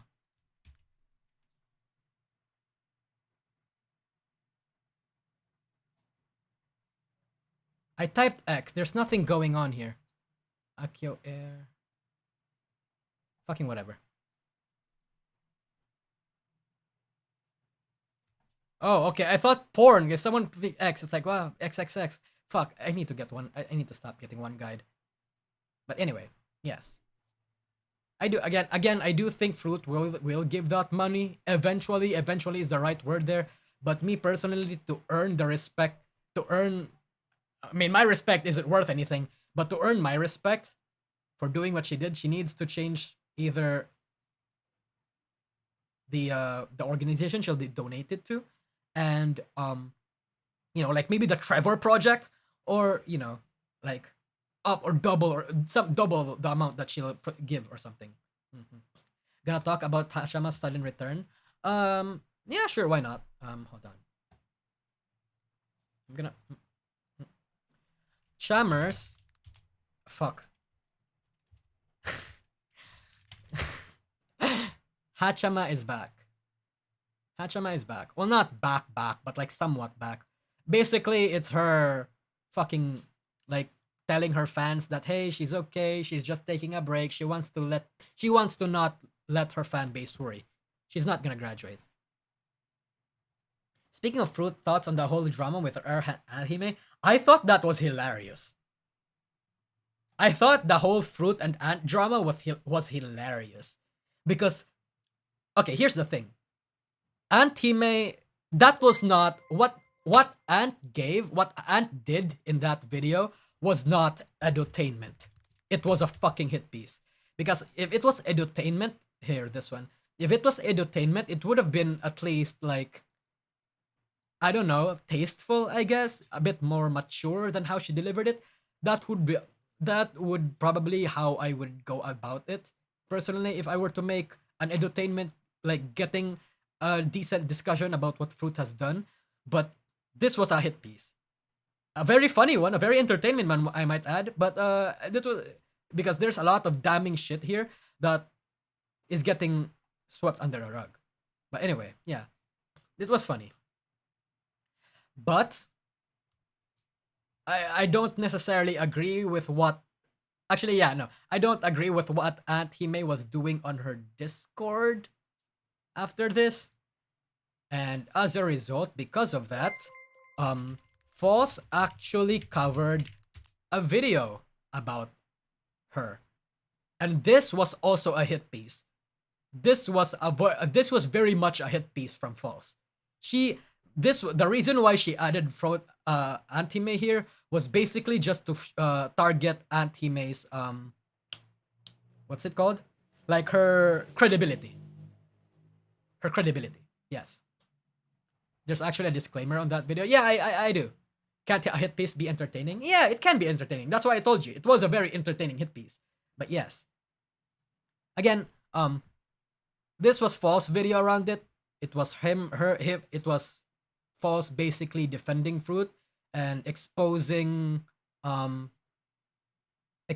what Ant has done on her Discord, which again I don't condone. I don't like that. And again, I think the way Aunt Hime could have delivered on Fruit's let's say sins could have been handled better. And you can actually see that this is actually a very significant ratio. Look at this. That's a very significant ratio. You might think that that's not big, but again, chat, the rule of thumb to remember when you're a YouTuber is that once you get 90% below, you get a 90% below like ratio, you fucked up. So So it's basically, it's not so much as Ant Hime versus, it's not so much as Ant Hime versus False. No, Ant Hime versus Fruit. It's Ant Hime versus False. That was where the entire drama revolved around. Ant just hates Fruit, I get it, but she needs to move on. False is an L who is a V shoujo meat rider. In some ways, look, False, look, I respect you, man. No personal thing or anything. You probably have multiple critiques about me already, and I'll probably agree with you. But yeah, 100% False has a thing with bias. False is something of a biased person himself. He's not opinionated. False is not opinionated, but he pretty much is biased towards like his friends, which I imagine he's friends with Fruit and V Shoujo as a whole. But yeah, False is ultimately biased. But then again, which VTuber isn't? What VTuber news agency isn't biased? Even I'm biased. But the problem with me and Kyo and me are biased. But I guess the problem with me and Kyo is that we wear the bias on our sleeves. Like, fucking Kyo obviously has a bias against Niji Sanji, I mean. And, you know, I also have a bias against Niji Sanji as a company. But, yeah. And the problem with False, I guess, is that maybe it's not his will. He didn't mean to do it, but a lot of people view him as this very professional, very like the symbol, the star of VTuber journalism in this industry. But what I can tell you is he's not. False is far from the epitome of the best VTuber journalist in this industry. In fact, I haven't even seen False call himself a journalism. False has never once called himself a journalism. So I don't think calling him the things that people are calling him is warranted, because it's not a label that he called himself. It's a label that people called him. He didn't beget that, you know? Yeah. If you consider False a journalist, your standards are low. Exactly, yeah. If you call False is not a journalist. I am not a journalist. Kyo is not a journalist. Yeah. We have no semblance of, we have very low semblance of journalistic integrity as VTuber agencies. Which is why the fucking drama around Kyo right now is actually pretty fucking wild. Wait, no, not this one. I have it right here. I have it just in, hold on, where is it? Do you guys know about this, right? Kyo has landed into a lot of stuff. To be fair, journalism is a shit profession these days. Yeah, I agree. I feel like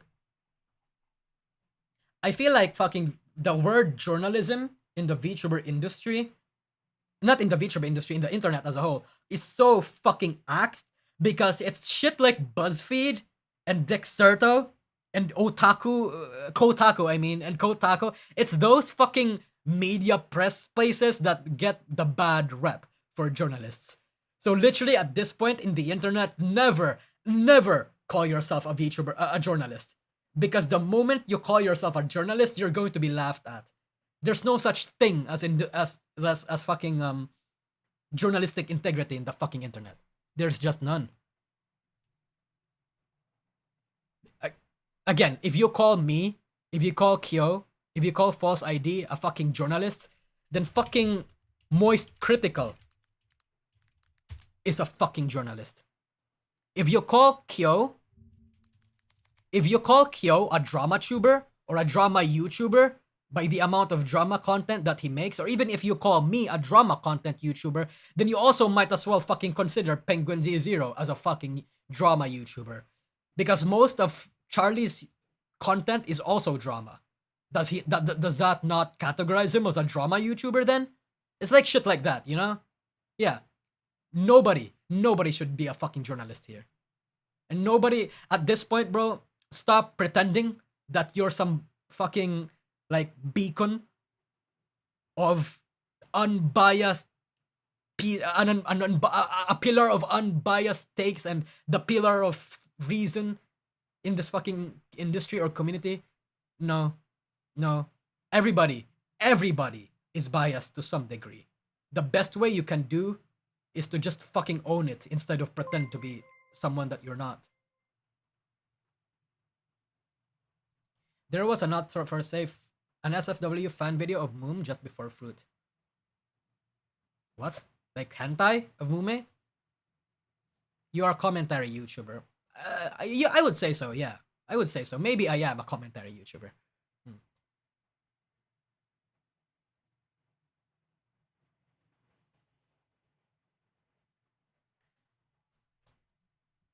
Anyway, if you aren't I mean, if a good chunk of the content is drama, then aren't you a drama channel?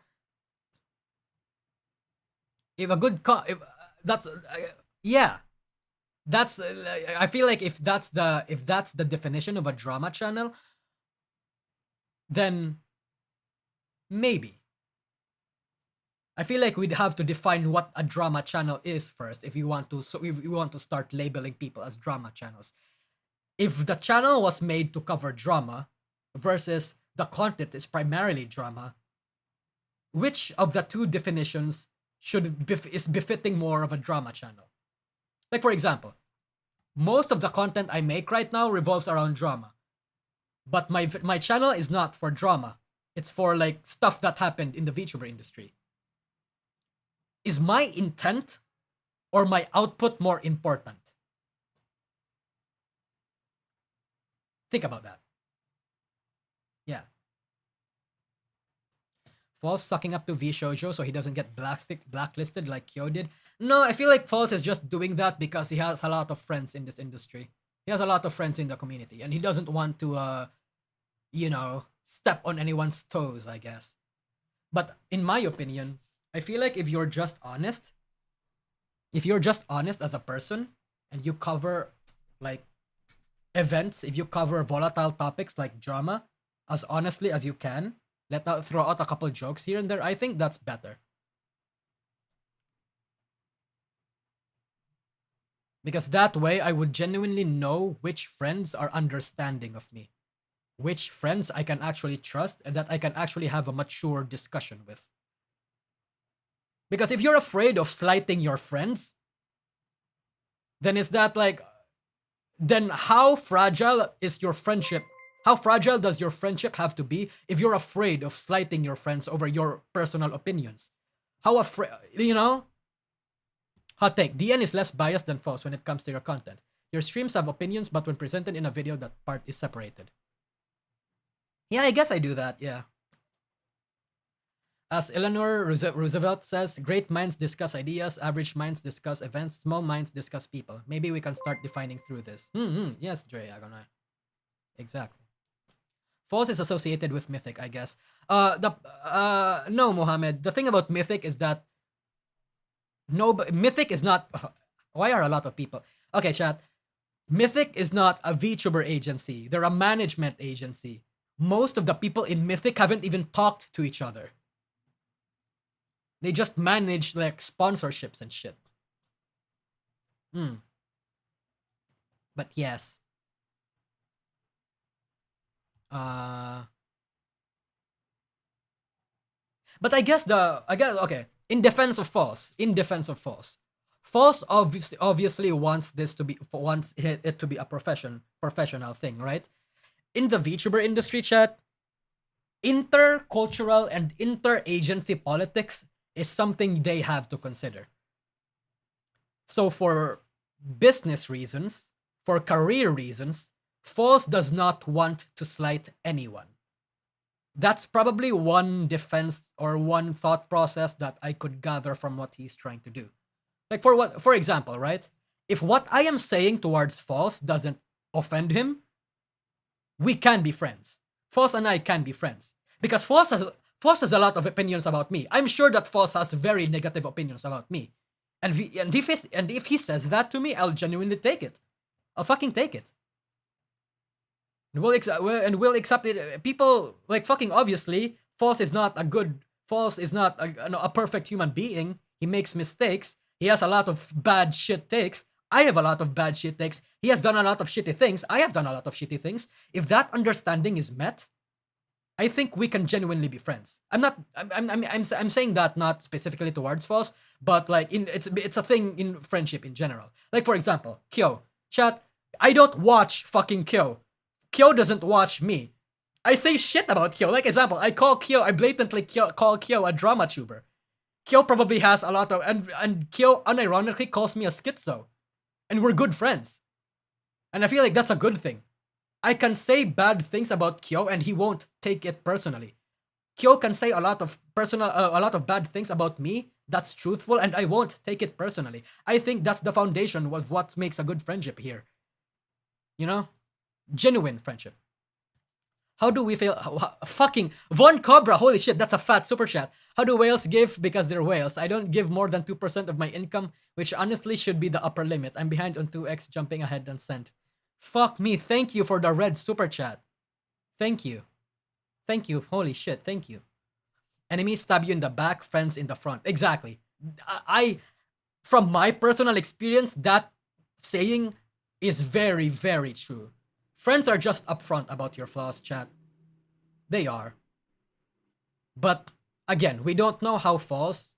We don't know the circumstances behind False's biases. Maybe he has a career to protect. Maybe, you know, there's a lot of things. That's why I don't like to judge people. I really only judge people for their actions, but not necessarily their background, what they stand for, or who they are as a person. You should only, I think if there's one thing that you can take from what I do, chat, you only criticize the action. But if the action itself is grave enough to warrant, like, you know, that it paints them in a bad way, like, for example, they're a fucking pedophile or something, then yeah, 100% judge them for all they're worth. But we're talking about biases. We're talking about very core human flaws that is present in everything.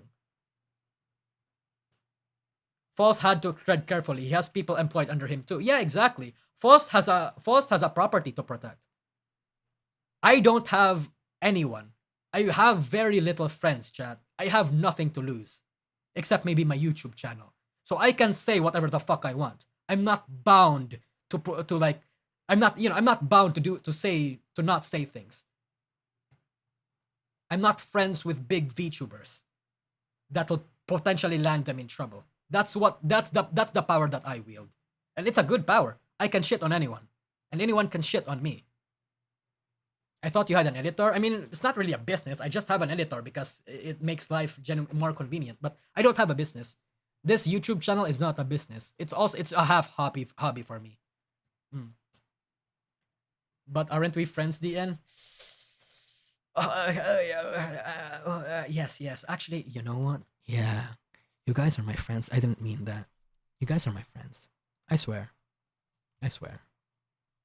I'm not kidding right now. But yes. Sayu? Have I shat on Sayu? I didn't shit on Sayu, but I did say that some of the stuff... I did say, hold on. Sayu document. I did say that some of her statements were a bit off. Like, it put me off, but I didn't say anything bad about Sayu. Like, for example, in Sayu's thread, one of my critiques around Sayu was that I thought adding cat pictures, like adding the death of her pet here, this part, was a bit, this was obviously, this is somewhat of a play to emotions. I don't think you should add this in a statement like this, because it's somewhat manipulative. I did say that, and I think Sayu knows I said that, and she doesn't care. That's why I like Sayu. I don't think she takes anything personally unless it's an attack towards her character. Back to Kyo drama. Fuck yeah, the Kyo drama, huh? The Kyo drama. I lost my train of thought. But yes. So basically, this started from one of Kyo's videos. So today we're going to be talking about a topic. So Have we discussed Hachama? Yes, I did. So this is Kyo's video. He talks about a certain a certain VTuber in Twitter that's wildly shot on right now called Marina. And Marina has a controversial reputation on Twitter. A lot of people do not like her. And the whole let's just watch this video and I'll explain the drama going further. I think she did PM her manager about her pet passing, but she didn't receive any reply from what I understand. I don't know. But yes, I never heard of her. Well, you're about to hear of her because we're going to watch Kyo's video. Okay, chat, look. I want you guys to form your own opinion here, okay? It's good that you guys don't know Marina because that means you don't have any existing biases against her. Right? Yes. Reaction content? Fuck yeah, dude. I'm entering true YouTuber phase. Real YouTuber phase by being a React content guy now. Okay. 2x speed, please. Okay. It's 13 minutes. So as long as we get the message across. Kyo, I hope you don't mind. I'm gonna steal your content. That's been going on for about a week or so now that involves this VTuber by the name of Marina. Marina has recently partnered with Glitch Energy with them saying, please help us welcome the newest member of the Glitch fam, Marina VT. And this received a ton of replies of people just saying, congrats Marina, I'm happy to see Glitch continue on supporting and partnering with more amazing creators. And plenty of other people just congratulating Marina with the partnership with Glitch. However, as you can see, there are a lot of hidden replies to this tweet, which I don't know about you, but whenever I see hidden replies to a tweet, something comes over me where I just want to click on the little hidden reply button and read them, which has been a mistake countless times where I saw a lot of gore on Twitter when that was a thing. But some of you may wonder what those hidden replies entail, and that is a lot of people saying things like kind of weird to want someone that harasses people over a video game, slandered another VTuber falsely as a P-file, and is all around problematic for your brand. Other people saying you have sponsored a harasser, color me surprised. Makes sense, she's just as toxic as your energy drinks. Very bad choice. Had interest in trying your products in the past to the point where I was browsing them this past week, but this just sealed the fact that I won't be supporting. You might want to rethink this one, guys. She's a toxic bully who likes to make Twitter other is girls weird. cry and Twitter harass is them off the indeed internet weird. for playing video games she doesn't like. The list just goes on with people talking about the sponsorship and questioning why they would partner with Marina. People even quote retweeting this saying, weird time for Glitch to lock the replies. Google Doc shows the slander she made against Taiga to be false and shows that she supported Ozzy Boy, a known actual P. Anyone with morals owes it to everyone to drop support for Marina VT. And they linked to a Google document called the exoneration of Bungo Taiga, which I covered in the past. I think it was released a couple months ago, and I will link it in the description if you want to go check out that full video. This even had Taiga responding and quote retweeting it as well, saying, reminder, Marina refused to take down a libel document, calling me written by an abuser who actually date are a trans girl on her 18th birthday. She's an actual middle school teacher who sexualizes being a teacher as her VTuber gimmick. Another one saying they closed the replies and people started pointing out this is the same VTuber that openly stated that everyone who played Hogwarts Legacy should be harassed. Another one saying you actually hired someone who harassed people who played or wanted to play Hogwarts. That's basically the reason why. Okay, so since we're already here, basically the reason why a lot of people don't like Marina is that I didn't really look into it that much, but apparently she supported the harassment, or she supported the Hogwarts Legacy war. Again, don't take that from me, by the way. I actually haven't I haven't read that much into it, but it's okay. I don't have to because this drama isn't going to be. It's not about Marina. It's about Kyo and the VTuber journalism discussion that we had earlier. But yes. Legacy and lock the replies once people called you out pathetic. And here's someone that showed some screenshots of Marina actually did, saying, so you want to try and manipulate shit because we are calling you what you are, Marina VT? Your reputation was ruined because of your own BS, not us pointing it out. And they show a screenshot of Marina adding her Discord saying, hi gamers, I need to ask a favor from supporters. My Glitch announcement caught the attention of the transphobes, and there's a lot of trolls who are trying to harass me /Glitch and spread the same old rumors about me harassing people. The classic trans people are harassers thing. If I could ask for people to comment some positive things on the thread, I would appreciate it. Please don't engage with the trolls or negativity directly, but just expressing interest or positivity would be helpful for me right now when this group is trying so hard to drag me in my reputation. I really appreciate it. They showed another screenshot of Marina back in January saying if you're a trans ally and not to stream or promote the mediocre wizard game, let us know. I think too many trans streamers /viewers are feeling unsupported, and I'd love to know who's with us. And they also show this screenshot of Marina responding to a now deleted tweet saying, I'm confused how you think you're the victim here. You expressed interest, thus promoted something to your following, and something that harms the trans community and people express their concerns or issues. It's copium to think, quote, there's nothing wrong with streaming it. And then another quote retweet that got quite the traction said, yep, the one that supported a school because they were trans and tried to harass and dox people for playing Hogwarts Legacy. And now there was another VTuber by the name of Kyo that said, I personally think people like Marina that refuse to self-reflect. This was actually the tweet that exploded, by the way. I saw this on my timeline. I didn't look into it that much. I just bookmarked it for like future, in case I need to dig like, you know, to study it for a potential video. I don't think I'm going to make a video around Marina. I don't think so. That's like, in the grand scale of things, she's ultimately not that important. But yes.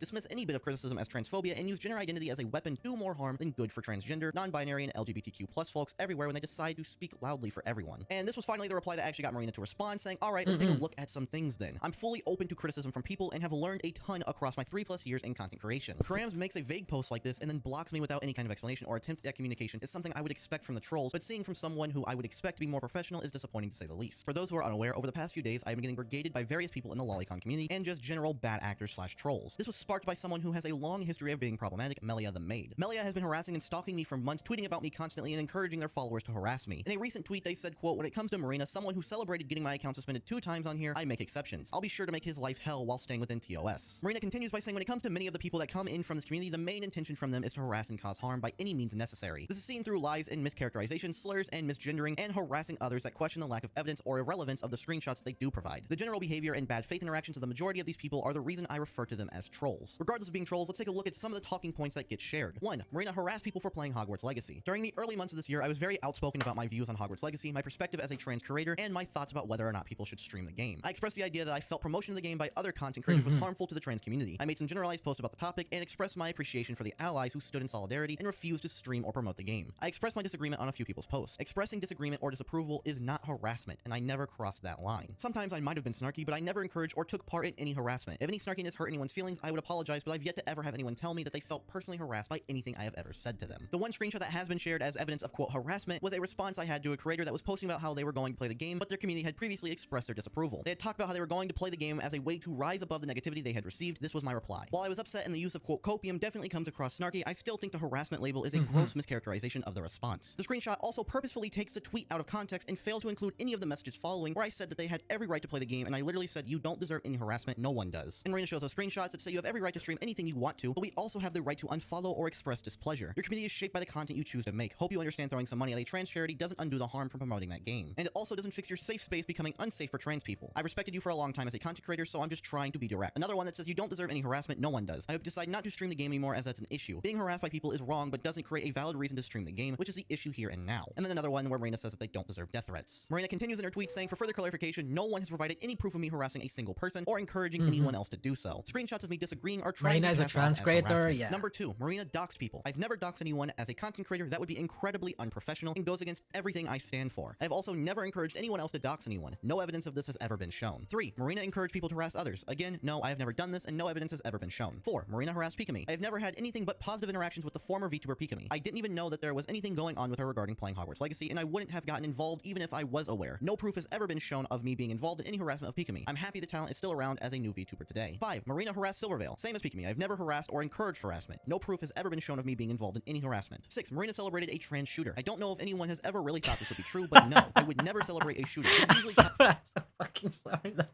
That's hilarious. I'm so sorry. It's not. It's bad. It's bad. the way Kyo like emotionally delivers the fact Marina celebrated a trans shooter. It's like what the fuck. I'm so fucking sorry. The way Kyo delivered it was so funny to me. tied to a charity event I had planned for Trans Lifeline that was planned months in advance. It was extremely unfortunate that such a horrific event took place the week before the charity stream, but the planned event had nothing to do with the shooting. 7. Marina is a teacher and sexualizes being a teacher. I used to be a teacher, but I am not currently one. I am actually very uncomfortable with any serious teacher-student roleplay, as I am with anything that involves children or child-coded elements. I don't have any elements in my content where I sexualize myself as a teacher, implying a sexual student-teacher dynamic. I do run an educational stream for sex ed, but this doesn't have anything to do with school children and uses a bar background as well. I will also clarify that the use of a classroom or teacher is not something that I have any issues with for other content creators in the situations where the teacher is an adult and student/audience are also adults. Adult school exists along with college/university, etc. Now we move on to number 8. Marina spread untrue rumors about Taiga. Last year I expressed my disgust at some Discord DMs that were released involving the creator Taiga discussing underage boys. I expressed that I didn't think he belonged in the community, with this feeling being based solely on the screenshots and the overall dislike for his content themed around the sexualization of childlike boys. This was my opinion that I believe I'm free to have. I never accused Taiga of having been convicted in or taking part in any activity with an Why did actual they blur person. it? My issues were with the things being said and shown in these screenshots. For additional context readers, I shared the original document that these screenshots came from. This was as to not share things out of context. Over the past few years, I have heard that the author of the document was a problematic individual as well, but there has been no proof provided that any of the original Discord DM screenshots that I was disgusted by were fake or doctored in any way. If the document author was problematic, it doesn't make the original screenshots any less gross to me or suddenly make them fake. In a quote exoneration document that was released by someone who seems essentially anonymous, it doesn't say that Taiga ever said the DMs were fake. A couple were said to just be quote jokes, but all DMs were confirmed to be authentic. I am fully aware that Taiga and any creator is responsible for their content, and it is up to social media platforms to decide if they are in violation of any terms of service. I simply think the things they have said and done are gross, and I think their content is gross. That is my opinion on the content. I am not making any libelous statements. For clarification, I have expressed my opinion that I don't think Taiga belongs in the VTuber community, and literally anyone is free to agree or disagree with me, but I have never accused them of any crime. The retweeting or sharing of another person's document is not an endorsement of their character or support of them. It's simply linking information. If the author of any document is problematic, I stand firmly against their problematic actions and would disavow any information that is proven untrue. For documentation and transparency, I will link the former tweet, but in the interest of being done with the headache, I will be deleting that original Blur is for YouTube. Yeah, it's probably like shit that will get Kyo in trouble. Taiga thread as it has been around for over a year, and I think I have said my piece. I will do this in a week. This will be the final time I will ever address this. And of course, it links to Marina's original tweet that says, if you need the spark notes on why Bungo Taiga is a person who should not be in this community, here you go. Full doc below. And as I said, I already went over all of this in a previous video, and if you want to check that out, it is linked down below, if I don't forget to do that. Marina continues saying, hopefully— You're a pussy, Kyo. Show the fucking photo. What the fuck does the photo say? I want to be one. Love one. Metalmania and anime boys are just so precious. That's very milquetoast. is a person who should not be in this community, here you go. Full doc below. And as I said, I already went over all of this in a previous video, and if you want to check that out, it is linked down below, if I don't forget to do that. Marina here continues it saying, is. hopefully this does a good job That's of the explaining video. things to anyone in my community that may have been confused or concerned. Am I perfect? No. Do I make mistakes? Absolutely. Regarding these address rumors, I think I've done my best given the various situations. I don't pretend to speak for all trans people, but I will never stop speaking up for the ones that lack a platform and support the things I fight for. I am always open to people who approach me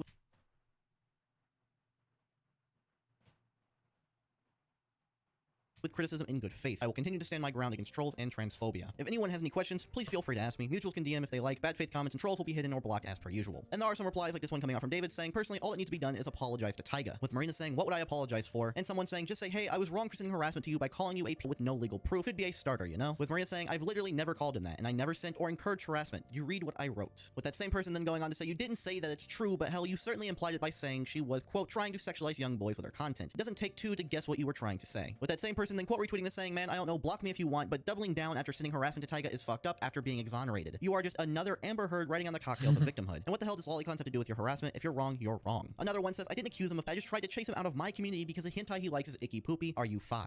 And there's others saying, I have offhandedly seen people spreading Marina's IRL face with a death threat attached without even looking for it. If you think that Marina is the issue, you're insane. You don't get to separate yourself from your marginalized identity when it's all they see. Others saying, I really appreciate you being vocal and adamant, yet so strikingly professional. In a field full of trolls and people who have no idea what they're doing, it's refreshing. Transphobes are afraid of you because you're vocal and ready to spit facts. And so that's really the whole situation going on with Marina that's been going on for— Okay, so that's the video Kyo made. Again, video is the whole point isn't about Kyo. I mean about Marina. It's about Kyo. Because when Kyo covered this video, when Kyo made this video, certain Marina also replied. And then, I mean, we could explore all of this, but again, we're talking about journalism or the concept of talking about drama and like happenings in the VTuber industry. So when Kyo did that, Ducky retweeted it. This video is responsible from Kyo. I'm going to critique for the content, but rather the presentation and how I think videos from other content creators like this are inherently harmful for VTubing. So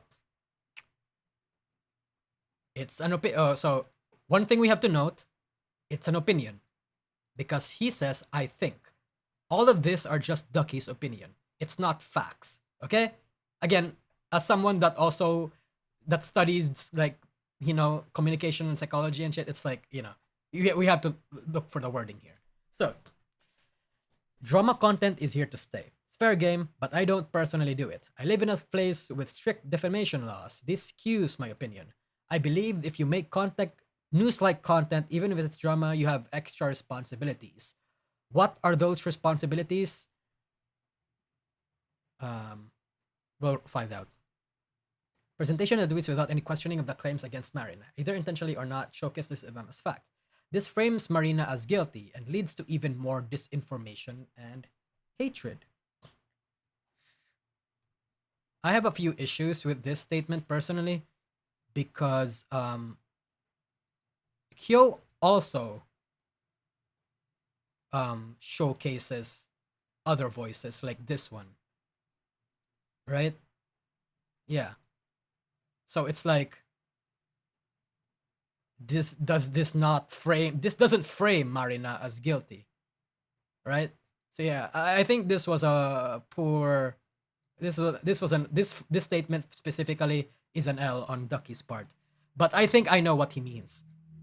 He means that the wording of the video itself makes it so that there's somewhat of a subtext that paints Marina as in the wrong. You know?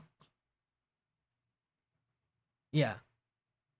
The Prito was pretty neutral, Imo. Yeah, I actually also got that opinion. I also pretty much got that opinion, if you want me to be honest. I thought that it was pretty much unbiased, unopinionated. But just again, I've talked about this in a couple of streams. Just because a certain content is opinionated doesn't mean it's biased. Because if something is biased, that means that you're choosing your wording, you've chosen your framing to make it so that you have an agenda to push, that you may be against or with or supporting something. But you can be unbiased you can be unopinionated. You can be unopinionated in a biased video by not saying your opinions. And Ducky is trying to allude the fact that Kyo painted this video, although unopinionated, as biased against Marina. That's what he wants to explain here. In Australia, where I live, a video like this would be grounds for defamation. It spreads libelous comments, public interest defense isn't strong enough. Truth defense would need to be a big burden to prove. I don't know laws in Australia, so I don't know. Even if Kyo didn't make claims, he presented them to a wider audience. Like channels like Kyo does, yes. Defamation aside, really? Hold on, I'm actually starting to question that. Because doesn't defamation have it so that do you need to prove statements as a lie for it to be defamation? I think I've read somewhere that you need... Oh wait, no, that's libel and slander, right? The video was neutral. What people were mad about is the video being neutral, and what people were mad about neutral things is because it wasn't helping Maruna. Neutrality favors the oppressors. Ah, yes, Nick Jelly. That makes sense. I think that makes sense, yes. Commentators are also likely to say, I'm not saying anything, like that's proper defense. The way you prevent comments and the things you choose include to omit, speak, actually, this is what I'm talking about. This is true. Ducky is saying the truth here. That's why there's a difference between unopinionated versus unbiased. This content needs to be improved by being more critical of random tweets and actually giving VTubers mentioned in these drama vids the chance to reply. That's the wrong way of framing it. Literally, it's just not. In this industry or in the internet, nobody does that. But in an ideal world, maybe. It's probably not good for clicks, but it'll save you from people filing for DMCA. What do you mean? Oh, okay. Yeah. I've built my content of the fact that I reach out to VTubers and others before publishing.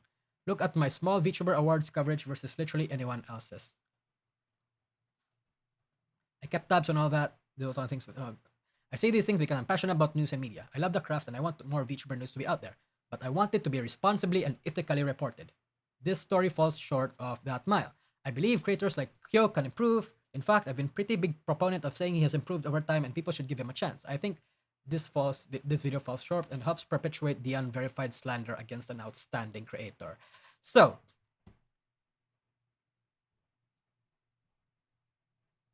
from this one statement, we can already gather that most likely Ducky has a bias for Marina. Love that flamenco reply. Didn't you try to start drama when you said VTubers that streamed on Kick with unscripted will be marked as bad people? I didn't see this. I didn't see Ducky say that, so I don't know how true it is. But if it's true, yeah. So anyway, a lot of people were shitting on Ducky for this. Because I don't necessarily think this is grandstanding, but I do think that Ducky is trying to paint an what's it called? See, Ducky is trying to paint what an ideal world of content creating and journalism in the VTuber industry is like. Should be, I mean. But the reality is he doesn't recognize that nobody lives in that ideal world. And even if he wants people to live in that ideal world, a lot of people, there's a lot of things that Ducky has done that shows that actually kind of half proves that Ducky doesn't follow his own principles, basically. Yeah. That's the whole argument against Ducky. He tried to paint an ideal world for VTuber journalism, but he himself does not live in that world. Because, again, he doesn't follow his own principles. Given the serious response with arguing people on Twitter are stupid, lol. Yes, Kyo, that's right. If you think me reading other people's response to situations, treating them as factual, then good for you. By your same logic, I'm treating every single tweet I've shared in a video as factual, even Marina, whose entire statement I read. You can continue to try and have some high ground when it comes to being a journalist. I'm not the one, nor do I ever care for the title. I cover dumb Twitter and VTuber stuff. Exactly. This is the thing that I like about Kyo. Kyo is a fucking drama tuber. He's nothing but a drama tuber. And he wears it on his fucking sleeve. He doesn't pretend to be fucking anything else. That's what I've always said about Kyo, even last year. That's why I had respect for Kyo. Oh, mind you, this is a 14-minute video. I started reading Marina's response at 4 minutes all the way to 11 to 12 minutes. Look at the replies on your video and you'll see you'll see that while I don't intend to them to be fact, people are saying it as fudge.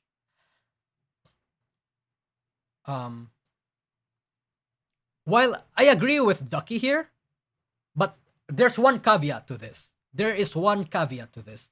The caveat is that people that will watch content like this are people that already have pre-existing opinions on the content creator. Like, for example, my YouTube channel.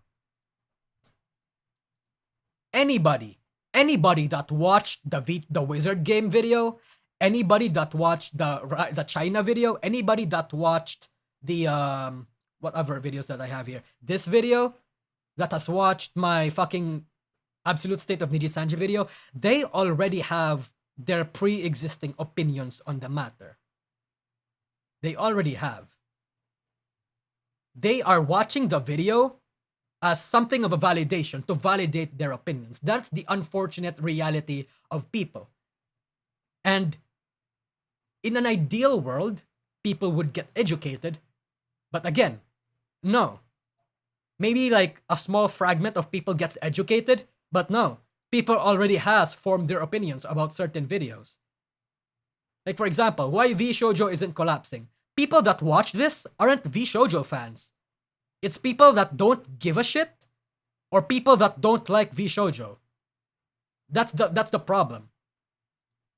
I think that's the important bit. It's the presentation and not the actual content. Again, I agree with this. Context. The presentation. People will watch 1 minute video, instantly choose a side if they already dislike a person. Yeah, fucking, yeah, exactly. Yeah, that's it. I read Marina's tweet exactly. I read all prior tweets in that video. Who the fuck cares if people side with her or don't? It's the same. It's left to them to decide after watching the video to come whatever decision they choose. You don't get to control what people believe in or who they choose to side with. True. I covered the story as an unbiased third party and presented everything I had. Aside from a reply from Marina myself, I didn't see. Again, I'm not a journalist and never wish to be called one. Good on you, Kyo.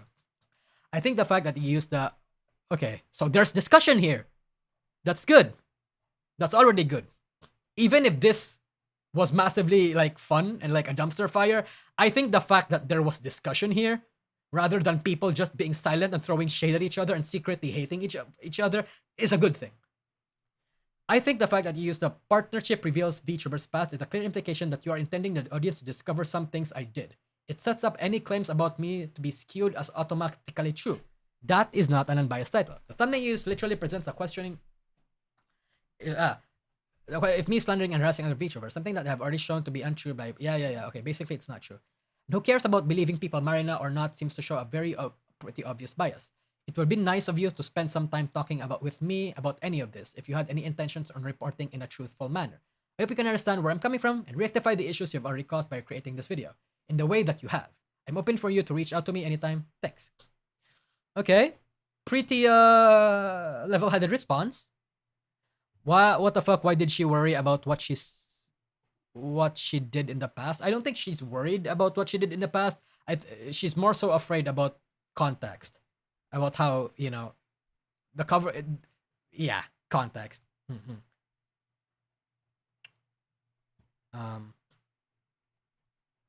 Who cares about people believing Marina or not seems to show a pretty obvious bias. This absolutely shows no bias whatsoever. Whether people or disagree or agree, hate, it does not matter. You have a great following and a community that loves you. Putting so much effort and thought into what people think will never even attempt to understand your side of things is a huge waste of time. Again, it shouldn't even matter. I covered both sides of the story in the video with almost zero input of my own. To say there's so insane.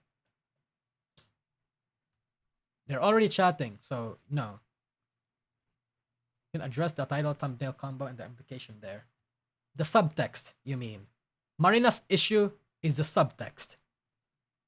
Do you think this thumbnail chat implies a subtext that this might be against Marina? Does it? Do you think so?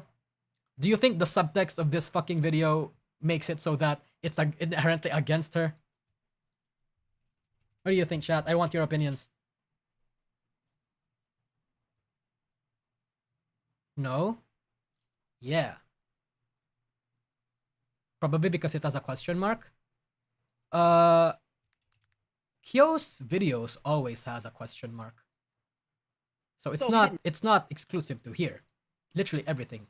Most things, I mean. Look at this. Question mark, question mark, question mark, question mark, question mark, question mark, question mark, question mark. Yeah, a lot of things have a question mark. So it's not exactly exclusive to this one. But yes. Yes. Me personally, I think no. This is very bog standard. This is very bog standard drama covering thing. And then when this fucking got exploded, bro, it went everywhere. Everybody, people were making entire threads about it. Look, let's go on the fucking quote retweets. And the general consensus of the entire drama was that Ducky was in the wrong. Look at this. Leaving this Azehara Azehara, hello. Leaving this little rant here made by Kersha and directed at Ducky. Then there were actually all the times you have written shit that has been factually wrong. Look at this. This anonymous VTuber then said, it's a direct line to anti-trans stuff. Rowling's been caught donating to the folks doing all these anti-trans bills in Texas.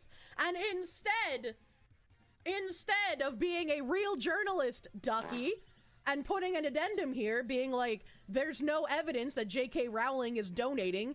Rowling lives in the UK, and her supporting political causes financially in the United States would in fact be illegal. Instead, he decides to put a link here under anti-trans bills in Texas. And if you go to the link that he put, you control F Rowling, there's fucking nothing. Nothing fucking comes up.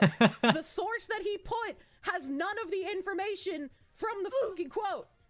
It just doesn't, it doesn't make any goddamn... Again, a lot of people were shitting on Ducky here because she basically, he doesn't live in the principle that he sets for himself. He likens himself to be a good journalist, but he himself isn't any different from everybody. And that's why a lot of people did not like him. Yeah.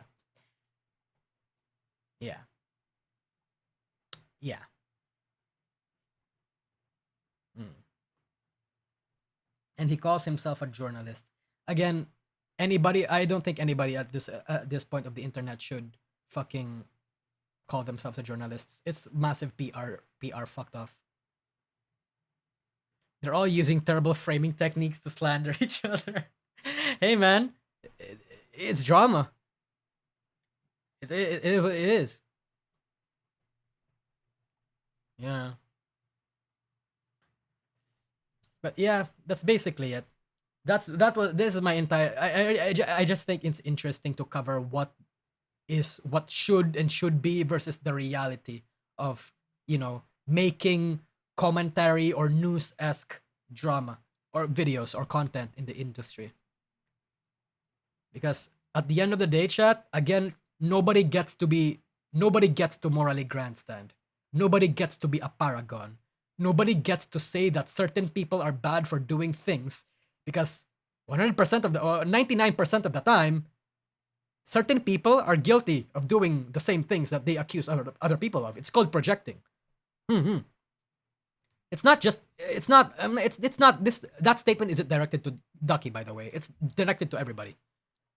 Nobody gets to grandstand in this industry. Nobody's perfect. Yeah. Nobody is 100% perfect.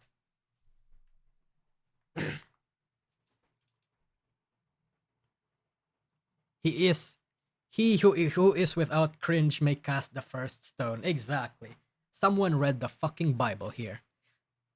Did you guys know that I actually read the Bible like 4 times over?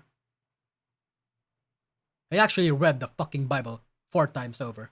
Because we were poor, when we were poor, right? We were so fucking poor. We had to rely on like faith, have God save us from this fucking place. Help us flourish, I guess. Like, yeah, I read the Bible 4 times over. I don't memorize everybody. I didn't memorize everything, but I'm very well versed. I practically know every inconsistency, every gap, every hypocrisy in the Bible. It's very interesting. I really like looking at the Bible in a very intellectual sense, where I think it's a very interesting piece of mythology. I treat Christianity no different than I treat Egyptian and Greek mythology, chat. There's incest in the Bible. Yeah, you know the wildest incest in the Bible is? So do you know the story about, if you guys know the story about Sodom and Gomorrah, so these were 2 cities that fucking God nuked because they were a city full of lust and sin. So God nuked this place, but then one of the faithful there, Lot and his family, were supposed to get the fuck out, right? Like God told them to get the fuck out. But if they want to be safe, literally they should not look back. So they make their grand escape while God is nuking the city, but Lot's wife looks back and turns into a pillar of salt. And what happens is that since they want to continue the bloodline, fucking Lot's daughters actually raped him. Lot's daughters fucking raped the unconscious Lot. Does that mean that God is an ableist? Does that mean that God like allows rape? Even encourages it? Yeah. Also, it's very interesting. Moab and Ammon are like demon names in the lesser key of Solomon.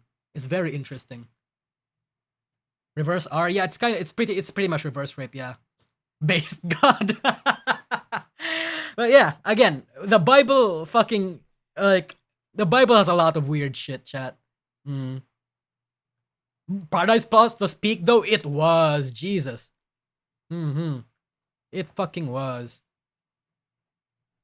She was probably worried about the energy sponsorship deal. Yeah, Marina 100% I think is. It seems that the energy drink isn't dropping her. But hey, you know what? Good on the energy drink for sticking to their creators, I guess. I don't really know the fucking implications of that. It's just that I also wish I have my own fucking energy drink sponsoring me. Hello? G Fuel? Sponsor me. Man got banged, holy moly. Yeah, man. You have to remember that the Bible is written by humans interpreting divinity. Yeah, that's why I inherently think that any sacred texts should not be like held as better than everyone else's. It should not. The Bible, the Quran, holy as they may be, they were, even if you look at it from a religious point of view, these texts, right, holy as these sacred scriptures may be, ultimately they were translated, divinity translated to through humans' thoughts. And nobody, even divinity as a concept, higher beings as a concept, is something human beings will never be able to understand. That's why I'm so much interested in cosmic shit, in Lovecraftian shit. That's why I really think it's interesting. So I don't think, again, those kinds of texts I don't think should really ever be something revered as a perfect source of information or the direct word of God. I don't think the Bible should be the word of God, because it's just not. Because there's a lot of shit like this, chat. There's a lot of shit like this. So does that mean that the word of God allows incest and rape? Is God ableist? It's shit like that. Again, yeah. You gonna like Buddhist? I like Buddhism as a fucking. I actually study a lot of well, not study, but like Buddhism as a religion and as a practice is very interesting to me. I like researching about shit like that. Bible needs to cite God as a fucking source. So true, so real. I agree that they shouldn't be taken too seriously, but there's still a speck of good tale in some of them. Yeah, 100%. My favorite part, my absolute fucking favorite part of Christian myth or Christian theology is fucking King Solomon's Ark. Everything about the Lesser Key of Solomon is infinitely more interesting to me than the Bible. Because there's witchcraft, there's demonology shit here. I am interested in this kind of shit. It is. A lot of good things in the Bible. Yeah, I agree. There's a lot of good things in the Bible, but also a lot of bad things in the Bible. If you treat the Bible as like a mythology thing, then yeah, you will 100% like the Bible.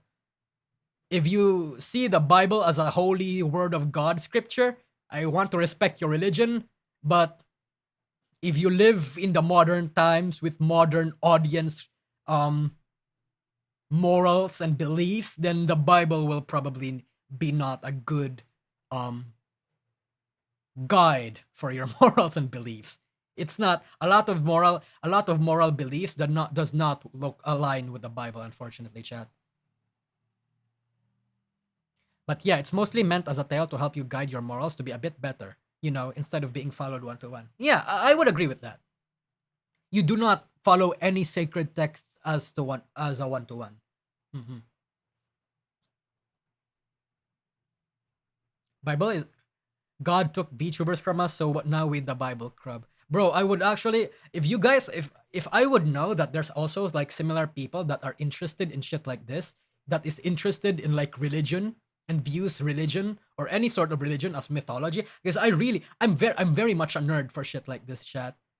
Like, I'm very much a fucking a zoophile, but I don't just read like ancient books from fucking Clive Barker or fucking whatever, or even like, the classic non-fiction books. I also read shit like this.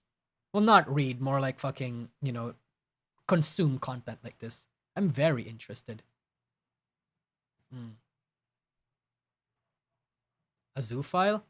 A bibliophile. Wait, no! A bibliophile. What the fuck? Did I say zoophile? A bibliophile. Wait, is bibliophile bibliophile is the love of books, right? Yeah. I'm a bibliophile. Yes. Did you stutter? I don't know. I don't think I remembered what came out of my mouth. You should do more occult discussion. Bro, I fucking love the occult. I love mythology so much. So I actually know a lot about fucking European myths. It's because when The Witcher when I played The Witcher 3, I got so fucking interested in the lore behind a lot of the European myths. I watched so many videos. I've read so many like those little pamphlets with fucking things about their tales and their little fantasies. Fuck, I am so fucking interested in shit like that, bro. Dian's Freudian slip, he's a furry. No, chat. I'm not a fucking zoophile. Okay. I'm a bibliophile. Tolkien man? Well, no, there's a difference, right? I mean, okay, 100%. I love Tolkien's books. I love the Stormlight Archives. I like the high fantasy classic shit. But the world of like religious mythology and like the fairy tales of this shit is just infinitely more interesting to me because it's like it's grounded in reality. Like there is some myth. It's like, you know, it came from the past, you know? Yeah. Yeah. You're a rabbit, the end. Fuck. I am a rabbit, aren't I? But I'm not a furry. My thoughts, 3. Ducky versus Kyo is that, in a way, I expressed this to Ducky myself. There could be a better way to discussing this that does not provoke. Yeah. I feel like they were also misunderstanding those, Jay. Because I felt like Ducky was talking about it in an ideal sense, but Kyo was talking about it in the status quo and in the realistic sense. So they were not playing at the same battlefield. But you know, I do agree with a lot of the criticisms about Ducky, unfortunately. Yeah. Fortunately or unfortunately, Jay, that's up to you. But yes, I do kind of agree. But ultimately, it's like, hey, you know what? I think Ducky's far from an ideal journalist, but I don't have anything against him. It's like, you know, yeah, it's like, who gives a shit? At least he's not like morally fucked up, you know? He's not a pedophile or a fucking, like, a bad person. He just has some ideals that he has ideals that he clings to, no matter how volatile or how much in the wrong place it is, I guess. It's like you have no enemies. No, I mean, it's kind of true, chat. I feel like a lot of people have definitely painted me as a rather unreasonable person or person that hates certain people. But no, I feel like all of us don't actually hate certain people, right? We don't have any personal things against certain people. I feel like most of us don't, right? Yeah, most of us don't. It's just that it's all dumb, goofy fucking drama.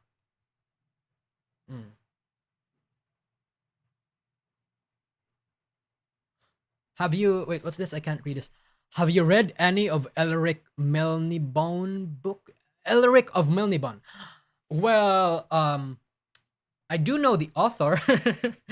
I do know the author. I mean, the fucking author is fucking Michael Moorcock, bro. Who wouldn't know that? But I haven't read that one, no. I haven't read that one. To be fair, I kind of blanket hate most V shoujo because of the most drama, even though I didn't watch Nux. Yeah, yeah. Yeah, okay. Yeah, it's something like that, Ender. Like, for example, a lot of you guys may not like V shoujo, but do you really hate V shoujo? Do you actually hate their guts? Do you really, like, you know, personally hate them? So if you didn't know, whole live English. You don't know. You don't actually hate them right? You don't actually hate them that much. Not really. Yeah, you don't have anything personal against them. You have some things you don't like, and those things that you don't like you may not feel very strongly for. But at the end of the day, you don't actually hate V shoujo. You may claim to hate, say, Nyanners or Vebe. You don't actually fucking hate Nyanners or Vebe. You don't. You just avoid her content. You have bad things to say about them. I mean, but you don't actually hate them. I think they are okay apart from Fruit. I don't hate Fruit, but I just think what she does is quite questionable. Yeah, it's things like that. We all have. I think that's what we feel for most stuff. It's just that we word things a bit more harshly than we actually mean it, you know? Yeah. Hate is a very strong word. Hello, Atelier God. Where did I come into? We're talking about like religion for a little bit. Yeah. We don't like or agree with them, but we don't witch hunt them. That's the healthy way of doing about it. Ultimately, even though we don't hate people, we have people that are ultimately not, not our crowd. So just avoid them or block them. Me personally, okay, chat, here's what I think about blocking. If you block someone because you disagree with them or you hate their, say, opinions or their how they think or what they stand for, you lost.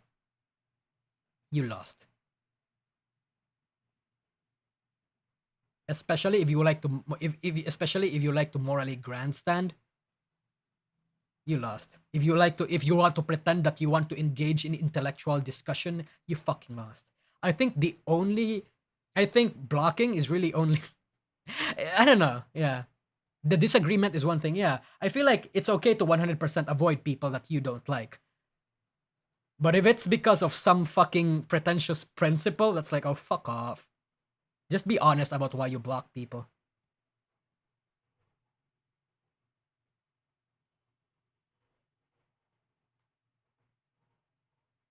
Hate is an unnecessary emotion, he raised. Well, I don't think it's an unnecessary emotion, Atelier God. You have no idea about how... Do you have any idea about how hate can motivate people? How pettiness and like hate can... Bro, I don't want to get too personal about the details, but I've actually done things that were motivated out of spite, out of genuine fucking hate towards a particular something. And I did it. I was so fucking petty, but I did it. Hate is honestly the best motivator. I've said that again and I've said it multiple times. Hate is the best motivator. In terms of results, it is. In terms of fulfillment, it's not. Yes.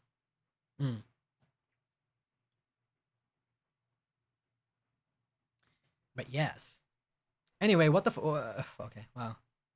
This was a very interesting thing.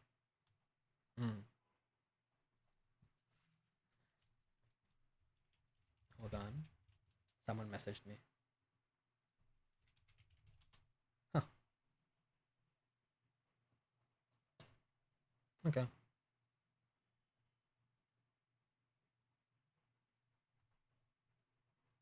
Oh, fuck. Okay, whatever. Okay, yeah, that's pretty much it. I think, some of VShojo's bad reputation comes from the impression that they promote new VTubers, while in reality, only well-established VTubers can get in. Aspiring VTubers have more hope with Holoniji.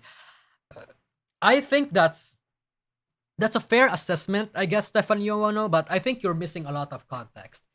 The real reason why people don't like VShojo is because of the members. The members of VShojo give off the air that because VShojo is only a very tight-knit place, like, there's only very few members. The members of VShojo, when they do something bad or their content is not really good, or maybe like Kumarbaity or very cheap, it reflects more to the agency as a whole. Like, for example, Silverveil, Veibe, and Zentraya are kinda Kumerbait. Iron Mouse and Fruit is also kinda Kumerbait. Iron Mouse, Neanners, Henia, and others, they're not that Kumerbait, but then like VShojo is branded as a Kumerbait place. I think it stems from the fact that there are a lot of members in VShojo that people genuinely do not like. Everything else is an add-on reason. The fact that VShojo pretended to have a little audition call but didn't actually audition any new VTubers and instead only platforms big ones. The fact that VShojo is nepotistic. The fact that VShojo is like all those kinds of things. The fact that VShojo doesn't third wrangle their talents as much because of the absolute freedom thing that they do, those are all just add-on reasons. The real reasons why people don't like VShojo is the members. And the members like rub off on each other and like give off a bad look for everyone else.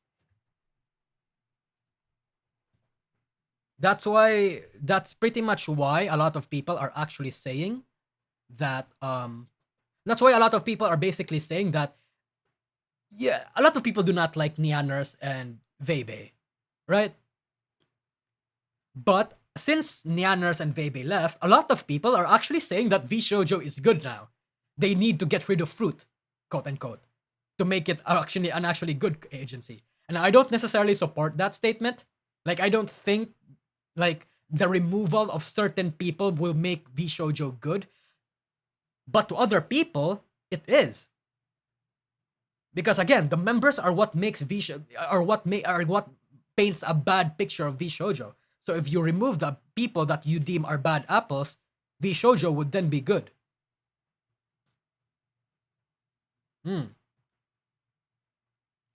But yeah, I agree. VShojo looks better after they left. Yeah, a lot. Yeah, under a lot of people share that sentiment, which is why I've actually been delaying my other VShojo video where I try to look at their current situation, because the hate on VShojo right now has actually quite lessened. As a whole, I mean, the hate for fruit has gone up, but like, you know, as a whole, VShojo, the hate for VShojo is getting down since Nianers and Vebe left.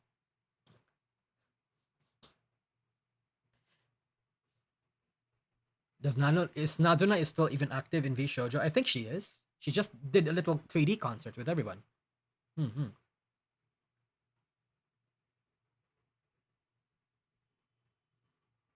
Doesn't help that Niji is tanking. Yeah, I guess it also kind of makes it so that Niji fucking tanks or sponges a lot of the bad company hate right now. Nazuna said she will be less active. That makes sense. I mean, hey, if they can have Milky be inactive for entire fucking years, then they can have Nazuna only stream like 3 times a month or something. Yeah, that's pretty much it. So, thank you for the super chat. Von Cobra. Nusagi, do you know the Christian meaning of the word Advent? It's the second coming of Christ, fitting for the 4 of the 5 minimum. Advent deserved success for the longest veterans. That makes sense, yeah. But the word Advent pretty much means arrival or like the coming. But yeah, a lot of people, the word Advent is used a lot in many Christian texts, because aside from it sounding cool, like come on, the word Advent is so fucking cool than arrival or appearance or emergence, right? There's some grandiose feeling towards it. Yeah. I mean, how much crossover is there between Niji and VShojo's fan base? Not a lot. Not a lot. Maybe if I were to throw an arbitrary number, I would say maybe 20-30%. Maybe even smaller than that. Because right now, a majority of a majority of fucking Niji Sanji's fan base are females. And females don't watch other females in this industry unless they're fucking gay. Exaggerating a little bit, but yeah, 100% they don't watch VShojo. Because they just want to watch horny men. I mean, hot, horny men, yes. And the female fans of the Niji girls are mostly traditional from what I've seen.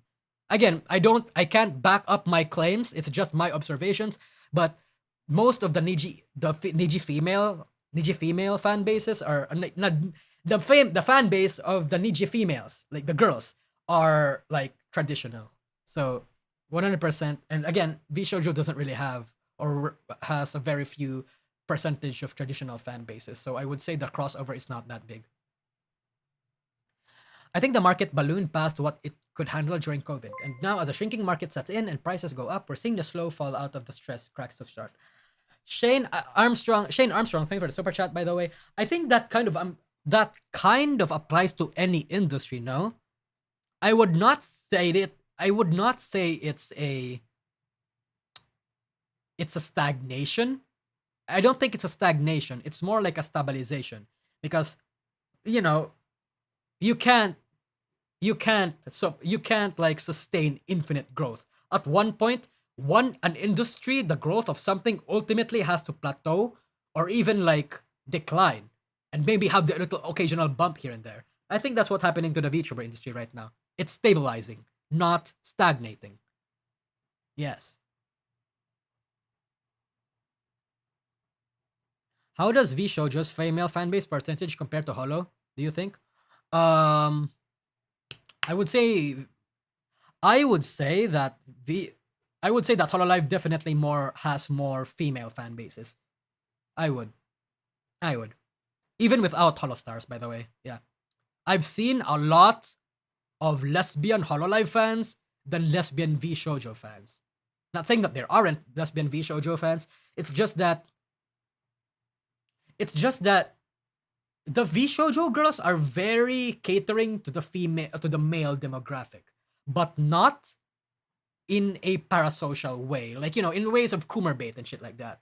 But a lot of Hololive fans, a lot of Hololive members are gay, so they exude a lot of lesbian energy that attracts other lesbians, and a lot of Hololive members are actually very masculine, like Kali. And masculine girls like Kali is a fucking magnet, a fucking like honeypot for lesbians. So, and the Yuri is strong in Hololive. Exactly. Yeah, I think that's why a lot of lesbians are more so in the Hololive fan base. Did you talk about the wizard game yet? Oh, I already made. Oh fuck! I don't think I've covered a video that much. I covered the wizard game saga that much, but fuck yeah. Aren't the analytics for Hololive mostly male? Yeah, it's mostly male. But the question was if there were more female fan bases in V Shoujo than Hololive. And from what I've seen, I think Hololive has more female fan bases. Kali isn't gay though. Yeah, I know. Kali isn't gay. But her fans are. But a lot of her female fans are. Her female fans are. Like there's this one like Kali simp that I always have a blast finding because she's so fucking funny.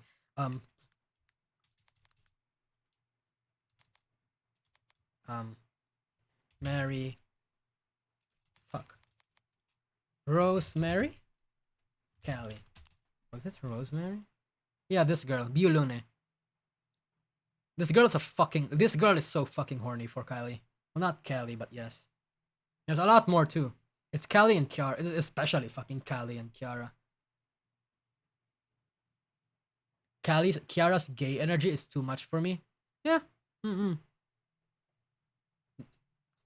That makes sense. Are you proud of Kobo's fan base when they protecting Kobo? Yeah.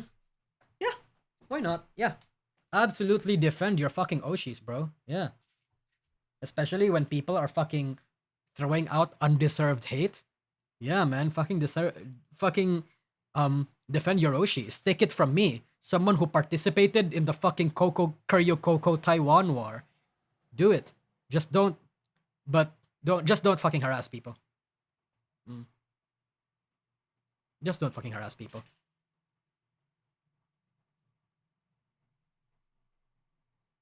Gatekeep your communities. Yeah, I feel like there's a very big debate about whether gatekeeping is good or not. And I think that applies in the VTubing industry too.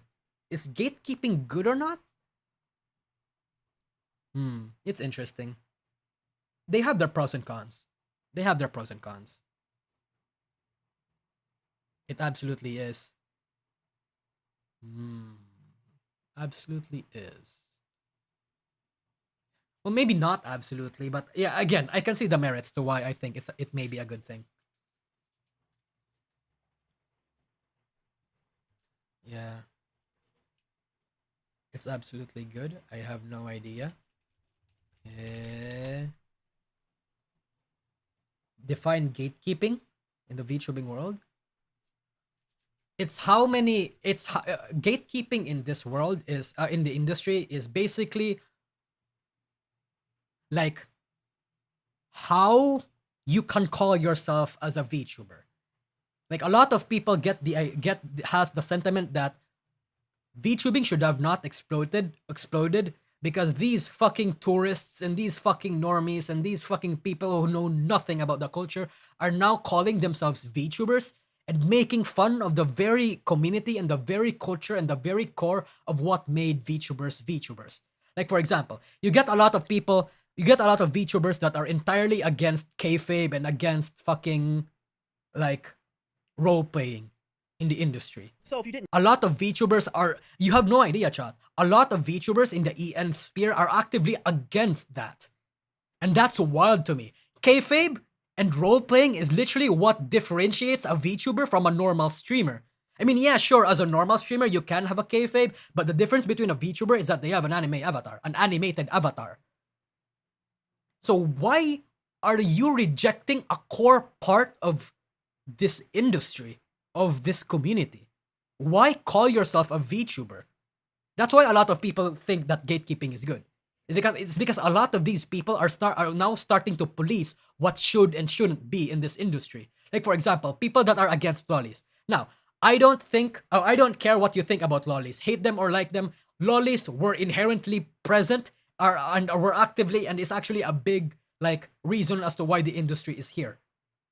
Morally, I'm not against lollies. I think lollies are fine. People should be able to differentiate fiction from reality. So if you think lolly is a bad thing, I will massively disagree with you. But I will respect that opinion. What I will not respect though is people grandstanding on Twitter, making callouts and fucking like telling their communities to attack certain lolly VTubers and certain lolly VTuber fanbase from attacking from doing that. Yeah. Like, bro, fuck off. Lollies were here before you came along. It's like, it's shit like that. Yeah.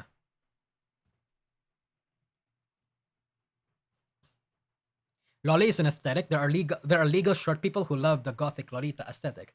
Yeah, I agree. Yeah. But yeah, that's essentially why a lot of people a lot of people think that gatekeeping is good.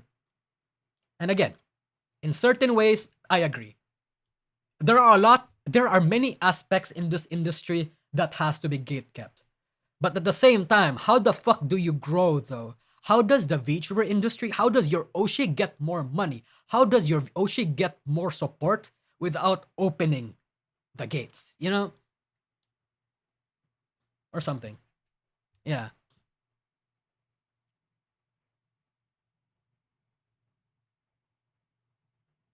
It's stuff like that. Yeah, as long as you don't touch actual children, I'm fine with it. Yeah, exactly. Fucking exactly. Just don't collab with Twitch normies. Yeah, a lot of fucking normies and tourists and shit like that are usually the Twitch. And usually they have the words ENVTubers and debut TBA and fucking stuff like that in their Twitter bio. The problem is, what do we call a normie with an avatar? Well, I mean, V-tweeters, I guess. That's why V-tweeters have somewhat gotten derogatory at this point.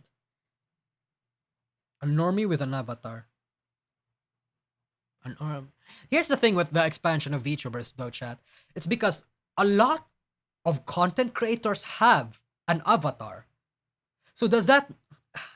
We opened the floodgates, we opened the discussion and the definition to VTubers a little bit to a point where we genuinely have to question. We have to set hard definitions and hard lines to what constitutes as a VTuber. We do. Like for example, Super J something. Fuck no. Fuck. You know how content creators like Emery or whatever now have VTuber avatars, and they only stream with the VTuber avatars, but they're not actually. Yeah, it's hard. It's hard. It's just that the concept of being in the internet with an animated avatar has existed a long time ago.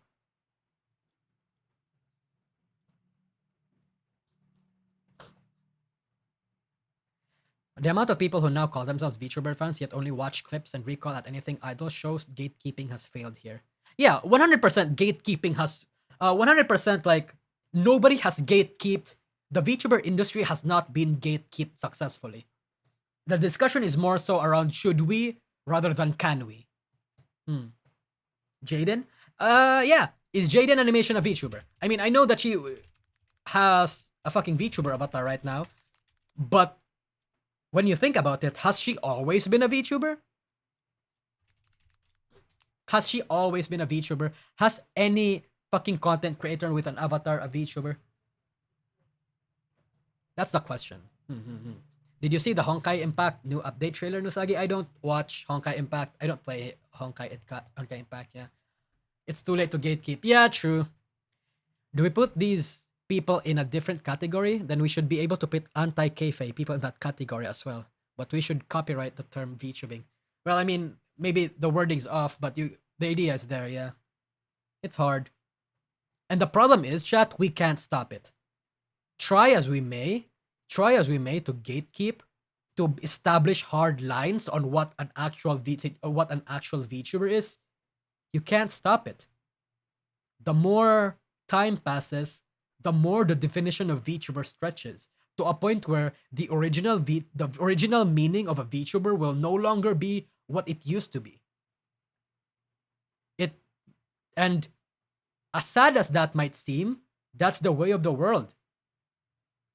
Things, cultures, stuff, they lose their original meaning as time passes on.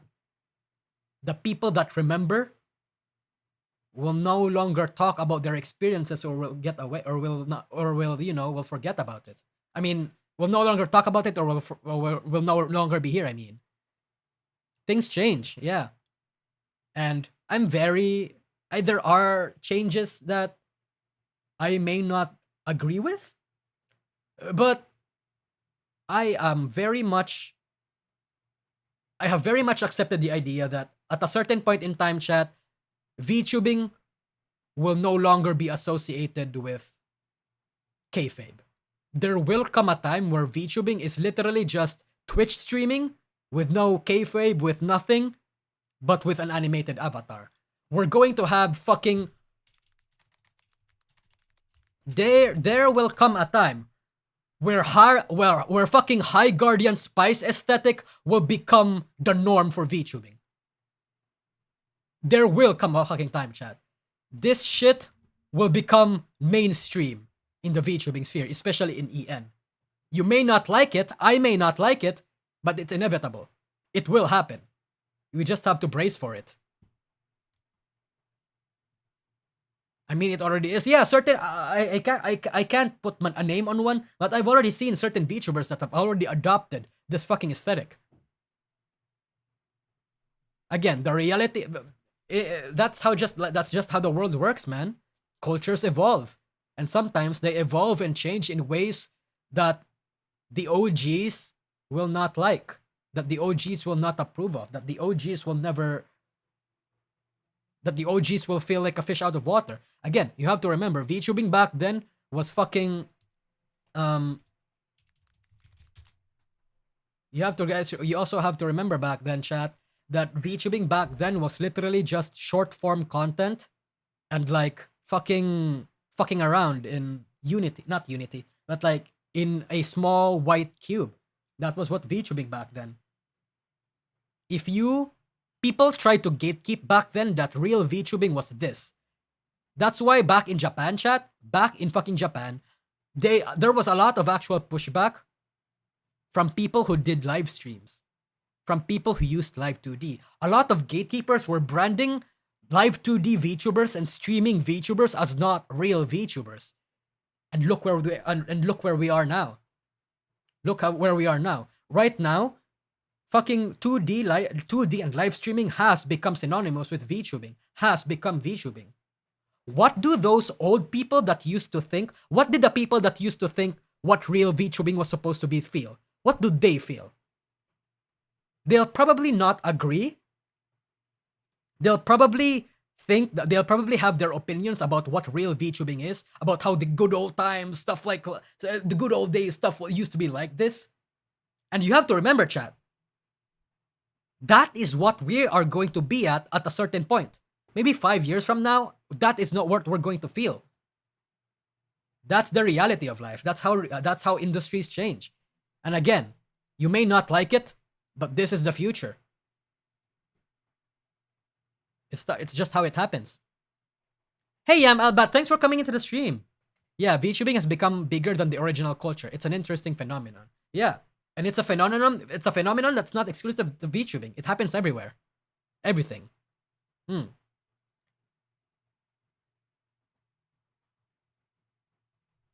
Anyway, yeah, that's pretty much it. I originally wanted to talk about fucking like Hogwarts Legacy, but instead we talked about fucking philosophy. We've talked about fucking.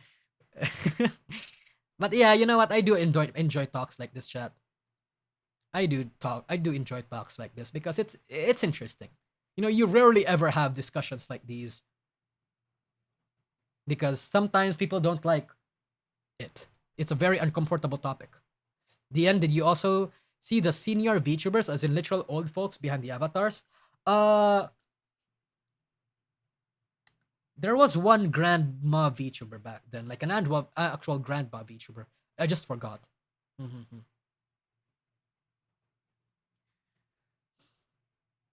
Now that we have Aura, I hope we have more browser VTubers. Might as well have Cinder represent Bonzilla. Bro, chat.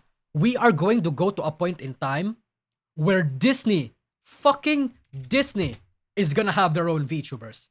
Where a lot of brands in the world are gonna have their own brand VTubers. And it's gonna be so fucking weird. It's gonna be so corporate. It's gonna look so fucking evil and so, what's the word that I'm looking for here? Disingenuous. But a lot of people are gonna eat it the fuck up. A lot of us here, I imagine a lot of us here are traditionalists, right? We are going to remember VTubing as kayfabe focused, as politics, mostly politics free focused, as fun focused. But there will come a point in time where it's not gonna be like that anymore. Is Ruby a corpo VTuber? She's indie, but from Rooster Teeth. Yeah, I would say she's a Ruby. It's pretty much similar to Vienna, right? Vienna was a C9 pro. Vienna C9 Vienna was like from C9. She was pretty much an indie, a corpo VTuber. Yeah. Imagine Minnie doing GFE. Yeah, fucking. Oh my god. The fucking moment Warner Bros decides to make a Lola Bunny VTuber is the day people it's gonna be the fucking the thing that, you know, all hell will fucking loose.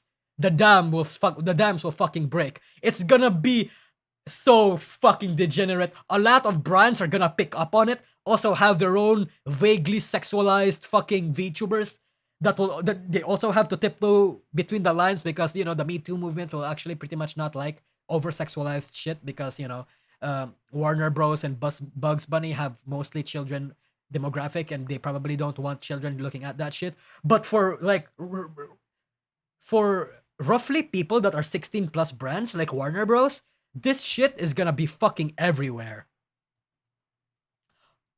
It's gonna be fucking everywhere. We're gonna have a Gardevoir VTuber. We're gonna have a fucking Gardevoir VTuber. A fucking Jollibee VTuber. A fucking Wendy's VTuber. We're gonna have it.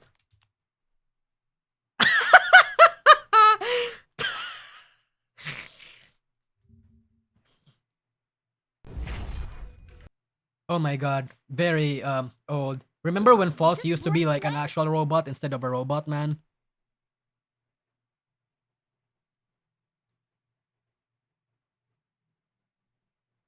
Wait, so it's not what a fucking clickbait, Foss. It's not even a fucking Wendy's VTuber. It's just Wendy's collaborating with VTubers. Fucking hell. Oh wait, yeah, never mind. I'm the one that fucked myself there. But yes. Soon, this is gonna be the reality of VTubers.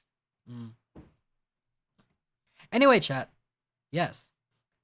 But the Twitter people still try to cancel anime every day. How is that gonna be profitable and morally correct for them? Yeah, that's the problem. The corpos are gonna have to walk corpos are gonna have to walk that line between balancing what's morally, politically correct and what's suggestive enough to make traditionalists and coomers like explode. Like, for example,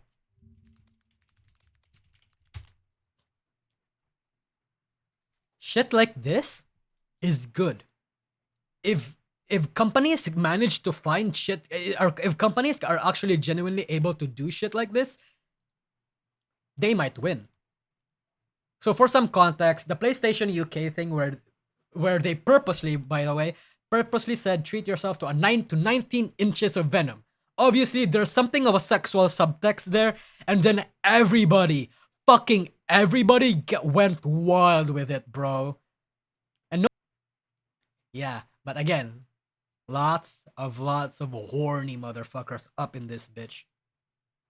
Lots and lots of horny motherfuckers. And stream and edit? I'll probably edit it, yeah. Would VTuber Jollibee say the N-word might rake in more views than Miko? I imagine it will, honestly.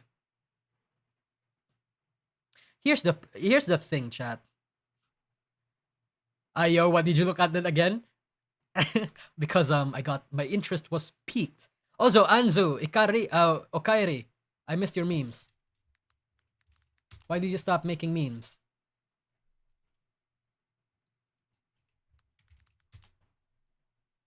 Fuck. Where's your channel, man? But yes.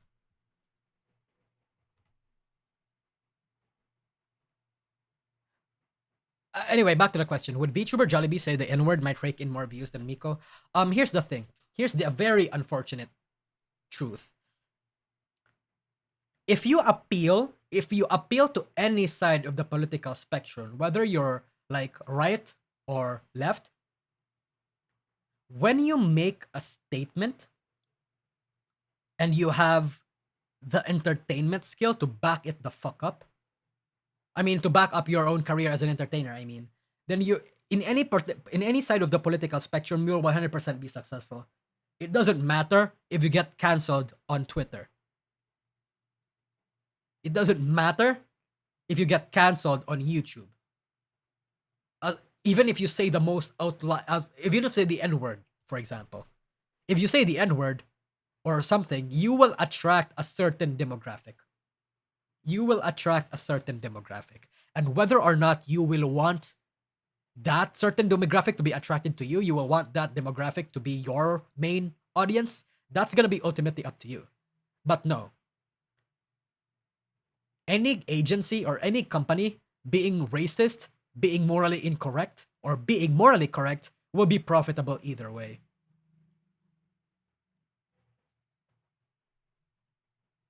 I'm different from the person you're talking about? Oh.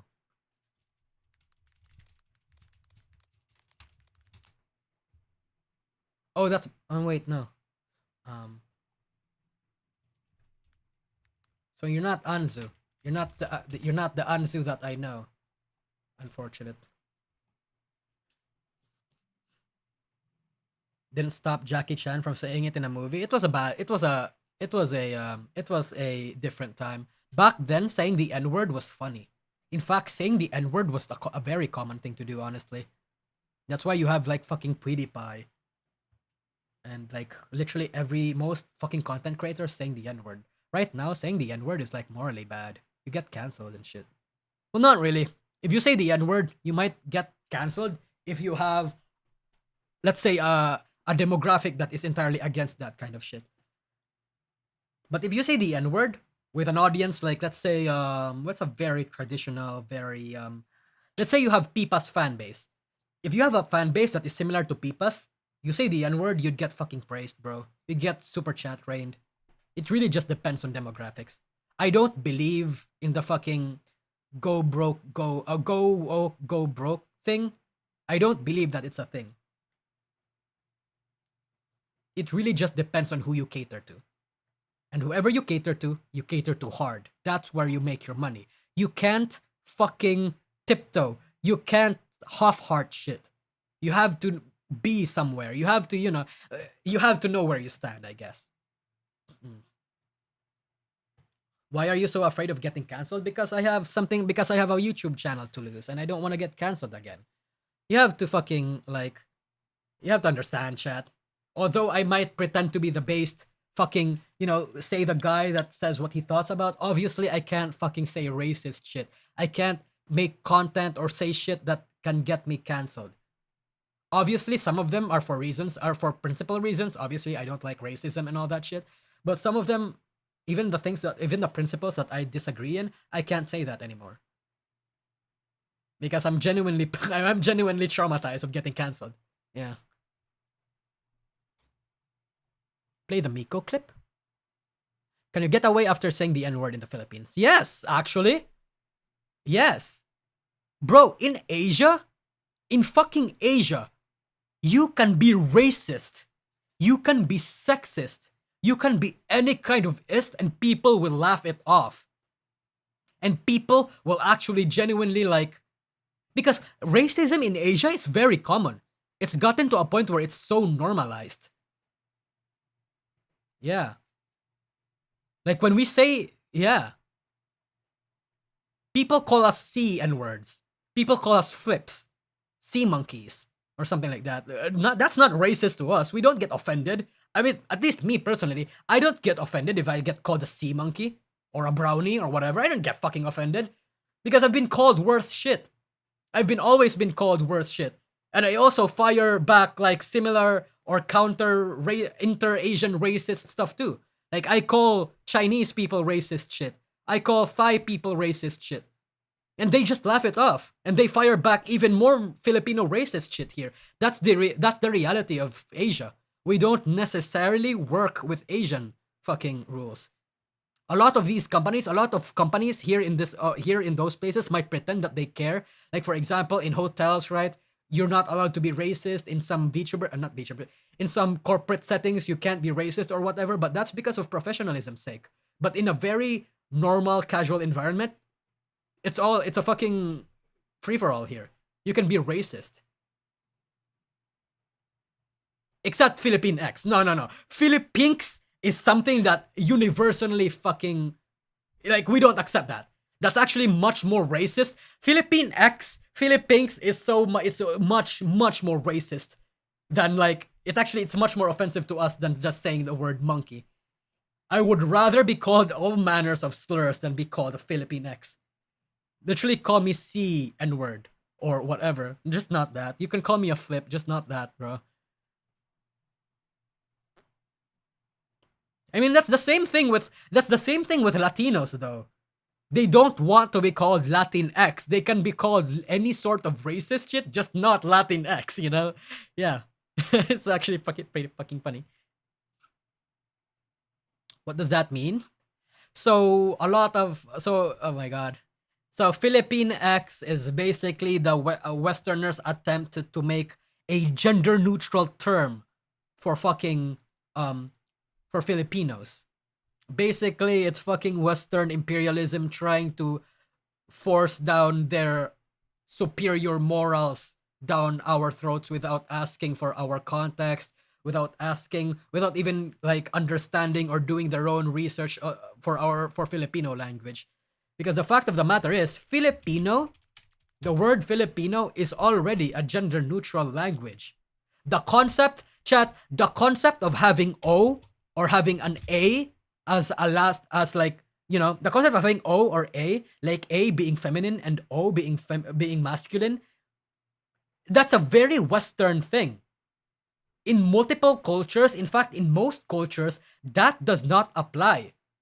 So to assume that just because a name in any foreign country is O or has the letter O or the A as the last sound phenotype, I don't know what the fuck it's called, to assume that it's masculine or feminine, That's fucking racist. That's fucking racist in Western culture's own logic. Yeah.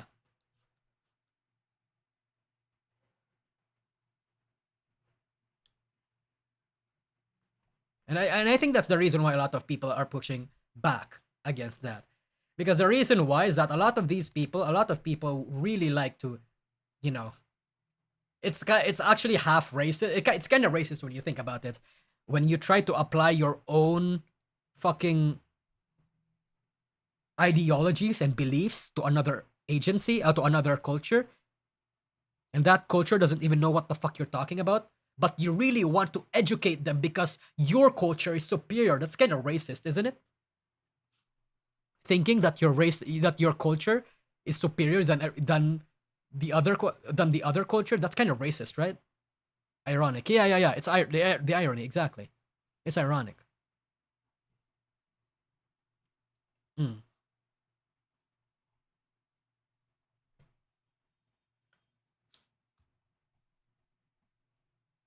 But yeah, chat, that's pretty much it. Do I have anything else to say? No. No. Anyway, yeah, chat, that's pretty much it. Thank you for coming to the stream. It's like 12 o'clock now, and I have to be somewhere early in the morning because, fuck, it's Monday. Class starts on a Monday. So anyway, chat, let's say our goodbyes here. I really appreciate you guys coming here, all 300, 400 of you. I really do appreciate it. I feel like I get the impression that I want to cultivate a community that's open-minded. And so far, yeah, I do think I have a community here that's genuinely open-minded. They don't, like, you know, people that don't jump to conclusions, people that are actually willing to accept that other people have different opinions and shit like that. Yeah, I think you guys are good for that. Yeah. It's bad to be a one-sided person, chat, to be stuck in an echo chambers. It's bad. So the more open discussions that we have, the more that we'll have like a genuine little niche spot in this industry. Mm-hmm. Until a yab happen and stab you in the back, that depends. That depends.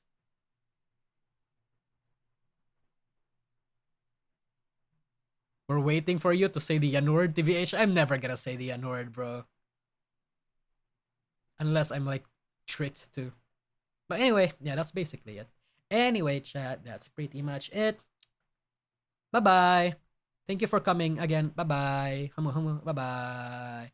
Bye-bye. I'm a coward. Yes, I'm a coward. I will puff out my chest and say, yeah, I'm a pussy. I'm not afraid to admit that I'm a pussy. Bye-bye.